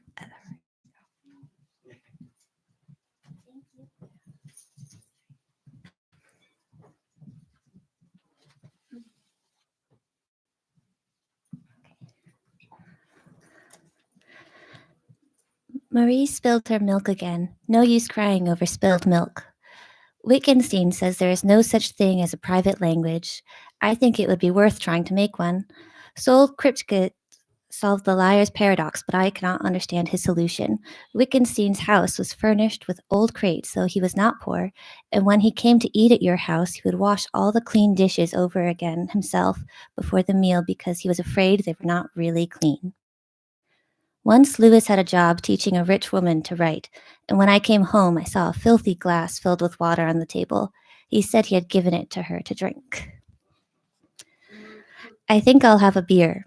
As a child, Lewis had something wrong with his eyes, which now they call amblyopia. Both his eyes didn't function at once, and you have to wear a patch over the good eye to exercise the bad eye. Lewis thinks someday maybe he'll be blind, and our daughters and I will have to read aloud to him all his abstruse books on Jewish mysticism, just like Milton. He hadn't even read the New Testament yet, but recently he asked me where Christ was born. There's that cloud again muttering in the organized blue sky of love about diffidence. Sometimes as a child, when I was out visiting relatives and I was bored and wanted to go home, I would throw up. It wasn't hard to do because my aunt made chocolate cake with orange flavoring and iced tea with orange juice in it and jello with slices of orange. My sister used to get bloody noses.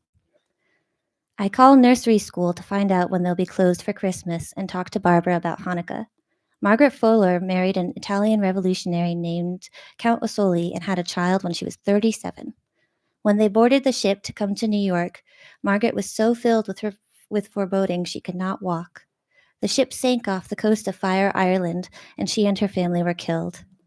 Frank O'Hara was killed in an accident on Fire Island when he was 40 years old. I cleaned the cutting board with a cloth and remember something so awful I can't relate it. Now 2 things. Not to ever tell them, but just to say they have to do with jealousy. I can say stories are always remembered. After all, they're not just made up like a dream. They're like dreams, but made to conform to the structure of remembering what is not a dream. I used to live with my first boyfriend in an unused kitchen in his family's house in Long Island City. They were a big Italian family. Bob's grandmother lived with them, and they had converted the basement into a big kitchen where we ate important meals and listened to the grandmother's stories of how her husband, when he first came to America, shot a man who made a pass at her or knifed him and had to go to jail. He had been a street cleaner and she had a bad back and slept on a bed that was a board and had to wear a complicated corset. After my uncle died, Bob's family wound up taking care of me, always trying to feed me steaks and keep me warm and to, as they put it, keep my mind off things, so I took summer courses in psychology at Hunter. A Bolognese doctor they had sent me to said there was nothing wrong with me. A good slap wouldn't cure. And the day I got out of school, and dye worker who died of something everyone in the family said was caused to his having eaten in too many Puerto Rican joints. Bob's sister nursed her babies discreetly with a diaper over her shoulder or her breast, and her husband had a compost heap and grew the best vegetables. He was a carpenter named Bucky Presti. Bob's sister's best friend Carolyn was killed in a car accident. We slept in the kitchen practicing onanism, but every time I began to seem crazy enough to collapse again, they would assume I was just pregnant. I make a note of what we'll need to eat for the next 3 days since the stores will be closed for Christmas. All this time I was living with Bob and his family. I was trying to live with my grandfather in Ridgewood, but the house only reminded me of death, and my grandfather insisted that all the lights be out after 9 o'clock. He'd come into my room and shout angrily, but he never could remember who I was, and he would call me Marie. When I went out at night, he would double lock the doors so I couldn't get back in. The sauce is done. Then I went to visit a girlfriend of mine who was going to a Jesuit college in Syracuse.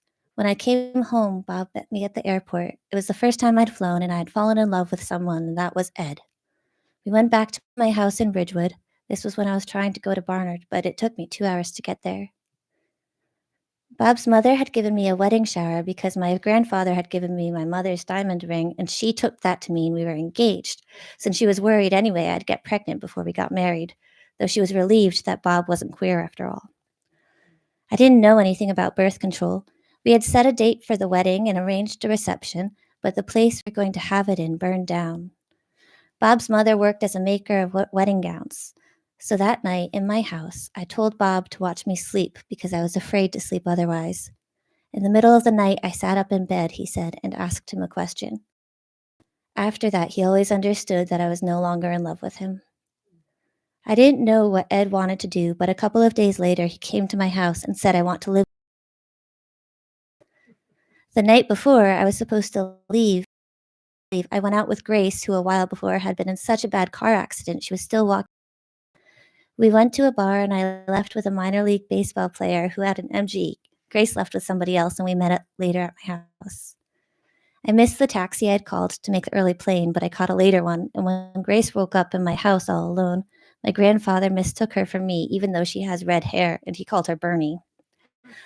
When Grace left, my neighbor Tex told her he'd seen the taxi and wondered what was going on. He's the one who had said when my father died, "Who's that?" Now the dinner's ready. Marie says I want to say foodie to Daddy. When Edmund was about 4 months old and Anselm must have been 2, I visited Ted and Alice in Chicago, and it was Ted's 40th birthday. He made us cry, and Edmund was crying too, and Anselm was locked in his room in the morning because otherwise he wouldn't stay in bed, just like Marie.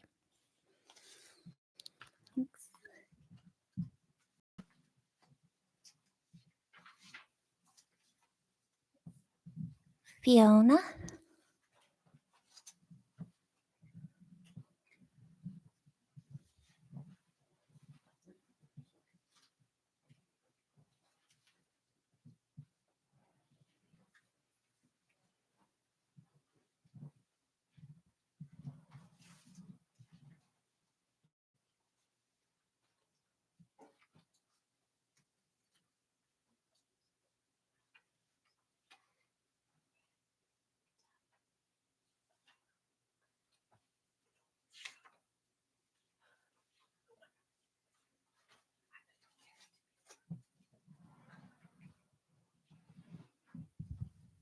Marie and I talk about the weather while we eat together. Sophia's still asleep and Louis is eating in his room. When the sun is out, there are reflections on the ceiling of Marie's juice in a cup or my beer in a glass. A million times I remember seeing something moving in the peripheries of my vision just like this and wondering, what is that?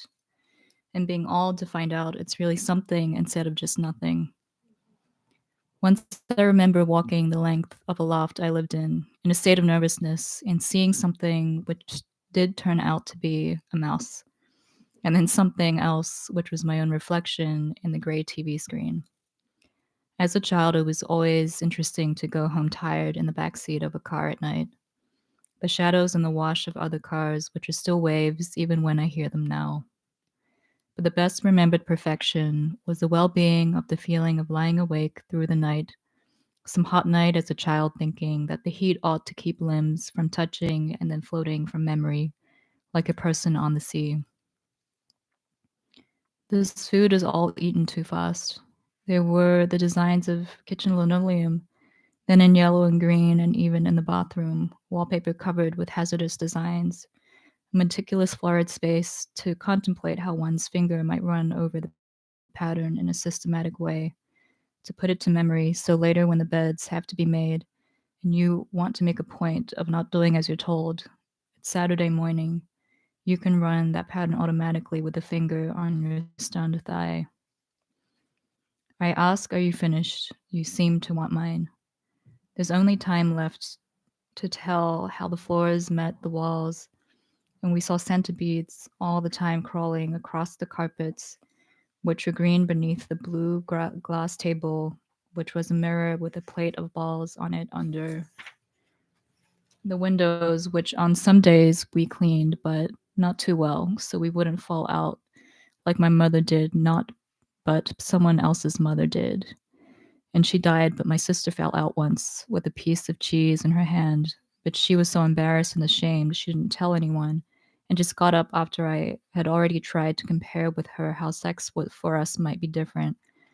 But then we got into trouble again and resorted to the cellar to tear each other's hair out and teach tongue kissing. Marie says, let's read a book or something. Once I dreamed I answered the door, and it was Ted and Charles Olson, who was black. Charles was black. Ted was Ted Berrigan.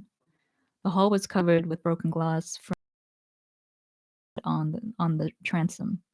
We all went to see, took him with us to wait for the Robert Browning bus, which had been brown and white checks on it. It didn't stop, so we walked to Bloomingdale's. I was pushing a carriage. Ted became a part of the carriage, and I couldn't get it over the curb because he was a person and had no wheels. The whole thing turns over, but he doesn't get hurt. I buy a pair of earrings that are so heavy they make me dizzy. I steal $10. We read Beady Bear. It's a story of a toy panda bear who decides he ought to live in a cave, but he can't fall asleep there because it's cold and he's nervous, and then he just falls down and can't move because he needs to be wound up again by the child to whom he belongs, a boy named Tear. I've had dreams that Rosemary becomes the editor of the New York Times and has a son, that I am a Marine and Bill Berkson is the head of my reserve unit, that Godard dies and comes back to life to make a movie, that Henry Miller shoots George Wallace, that Grace is in the Electoral College, that Picasso lives on Saturn, that Hawthorne turns into a white chicken, that Peggy has an aunt named Le Mortelmont Martine, that Ron trusted me, that I showed John Cage the map for world improvement on my scarf, that Lewis Marsh falls on the railroad tracks in 1969. I tell Marie a dream I had. I was floating down a river drinking Heinekens when I saw Grandma, who was patting John on the back. Then Louis and Peggy had to go somewhere together, and I had to go give a poetry reading. Somebody told me it would take 3 hours to get there, which meant I would miss my dinner. But I didn't care because I don't eat alone anyway. I stopped some cars on the West Side Highway to try ride, but the drivers were all mad, and then I realized it was California where Moses lives. I had to get to, which would take 3 hours by plane, not by car. Then Patti Smith came in and turned off the TV. Someone made some remarks about women in art. I didn't tell Marie the rest of the story, which goes, when I got to the plane, I was told I had to be the pilot, but I kept postponing boarding because I didn't want anybody to tell me what to do. And the stewardess wouldn't let me into the cockpit of the jet because she said, someone who looks like you could never be supposed to be the pilot of a plane. Then the whole cockpit with all the co-pilots in it started crashing through the nose of the plane. Somebody seemed to catch it by the hair, and Marie got scared. We were at the Tiny Tawny Kitten. It's a story of a cat who is afraid of everything. It's a female cat. She watches all the kinds of cats out at night from her window. The lean, lanky alley cat, the spotted meat market cat, the gray ratcatcher cat, and a striped firehouse cat. And the Tiny Tawny Kitten was afraid, it says. Then what happens to her is once she unconsciously lashes out with her claws at an old loud dog and hisses at him. And she becomes brave after that and even sleeps with him. Once I had a dream I was fighting in Vietnam. We were men and women. Other women kissed our hands. We were not called women. Our guns were filled with putty for ammunition. Often they wouldn't fire. The battles were planned. We would fight for a few minutes and then rest for a few hours. Most of the enemy shot themselves and not us. We were on a houseboat. There were many poets as guests. Big dog, little dog. Two dogs do everything the opposite of each other. They go to the mountain rooms in a small hotel.